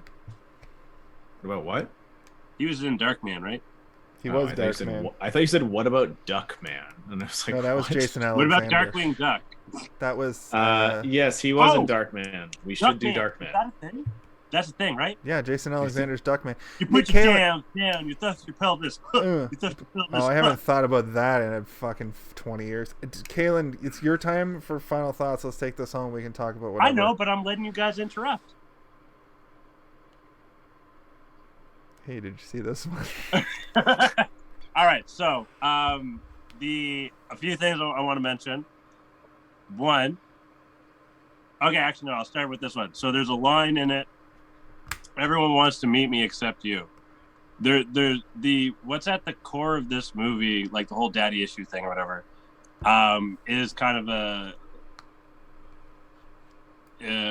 is a theme that that's struck a chord with me, that kind of stuck with me, sticks with me or whatever. Given my personal background and upbringing and all that stuff, and there's a part of me that can understand, I do weird shit for various reasons. Sometimes it's just to make people like, it's like, what, like, all right, let me gather my thoughts here. So when you see something in a TV show or a movie and it's like weird and shit, it's like, oh, but it's in a TV show or movie. That doesn't happen in real life. I want to be a person that brings that sort of thing to real life or whatever sometimes. Like, I'll do things just for the theatrics of it sometimes. There's an aspect, there's a part of me or whatever that is kind of looking for approval or whatever that, maybe I didn't have as a kid or something like that. Not to get too deep and shit into like, personal shit or whatever. But like there's elements of this story that like kind of dig deep at my soul or whatever.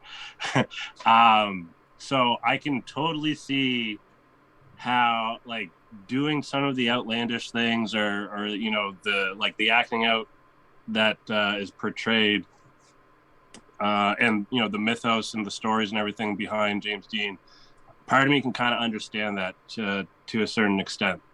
The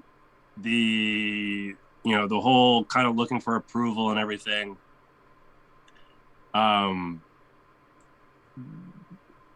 grow it like in my younger days or whatever, and that person not being in my life and not understanding why, and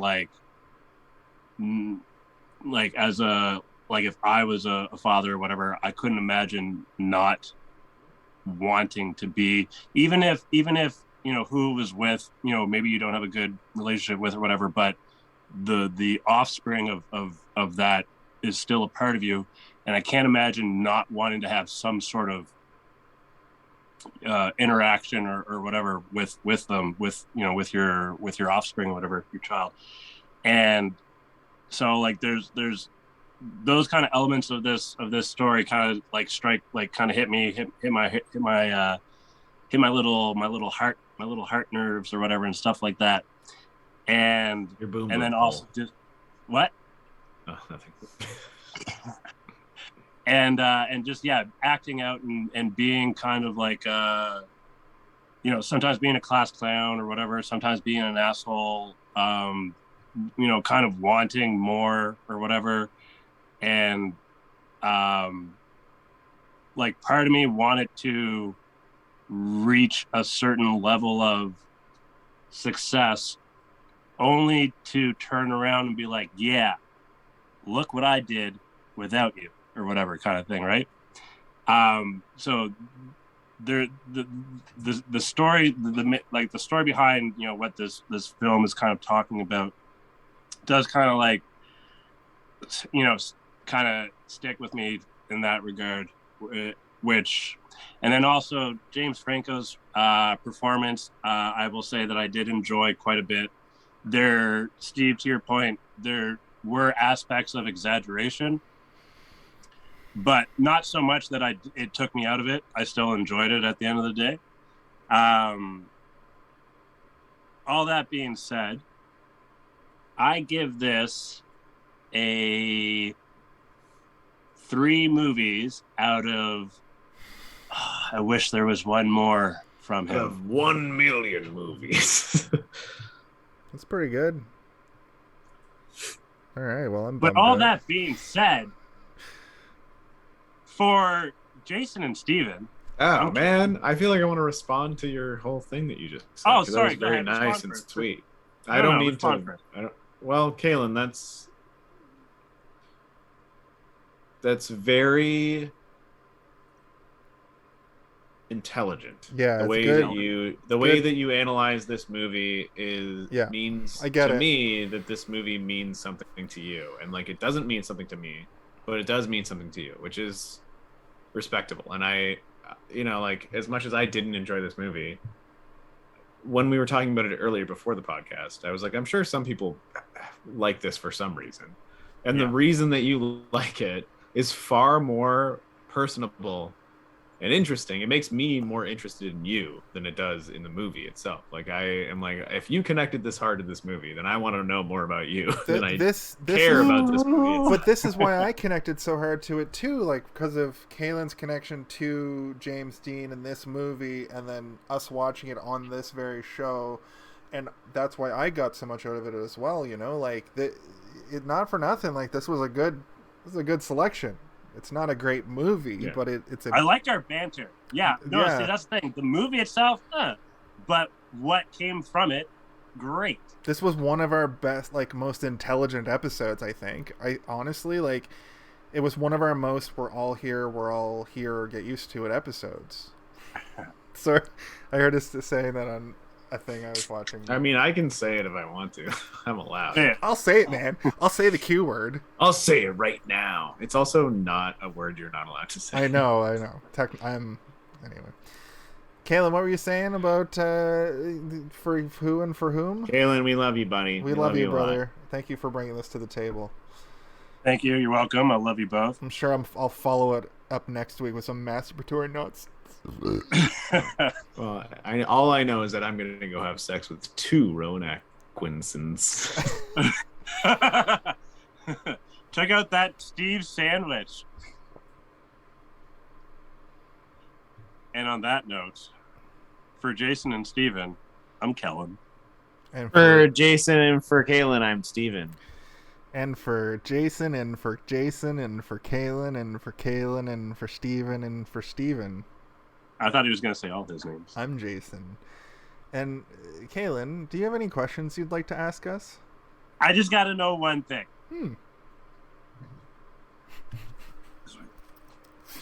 Just wait. Tell us what you... Oh, we all have to do it? Hey. Did you see this one? Hey, did you see your son?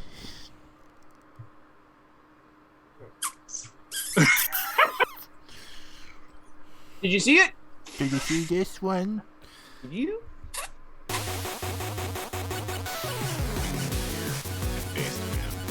And that's this week's episode, folks. Thanks for joining. Come back next week. We'll be here.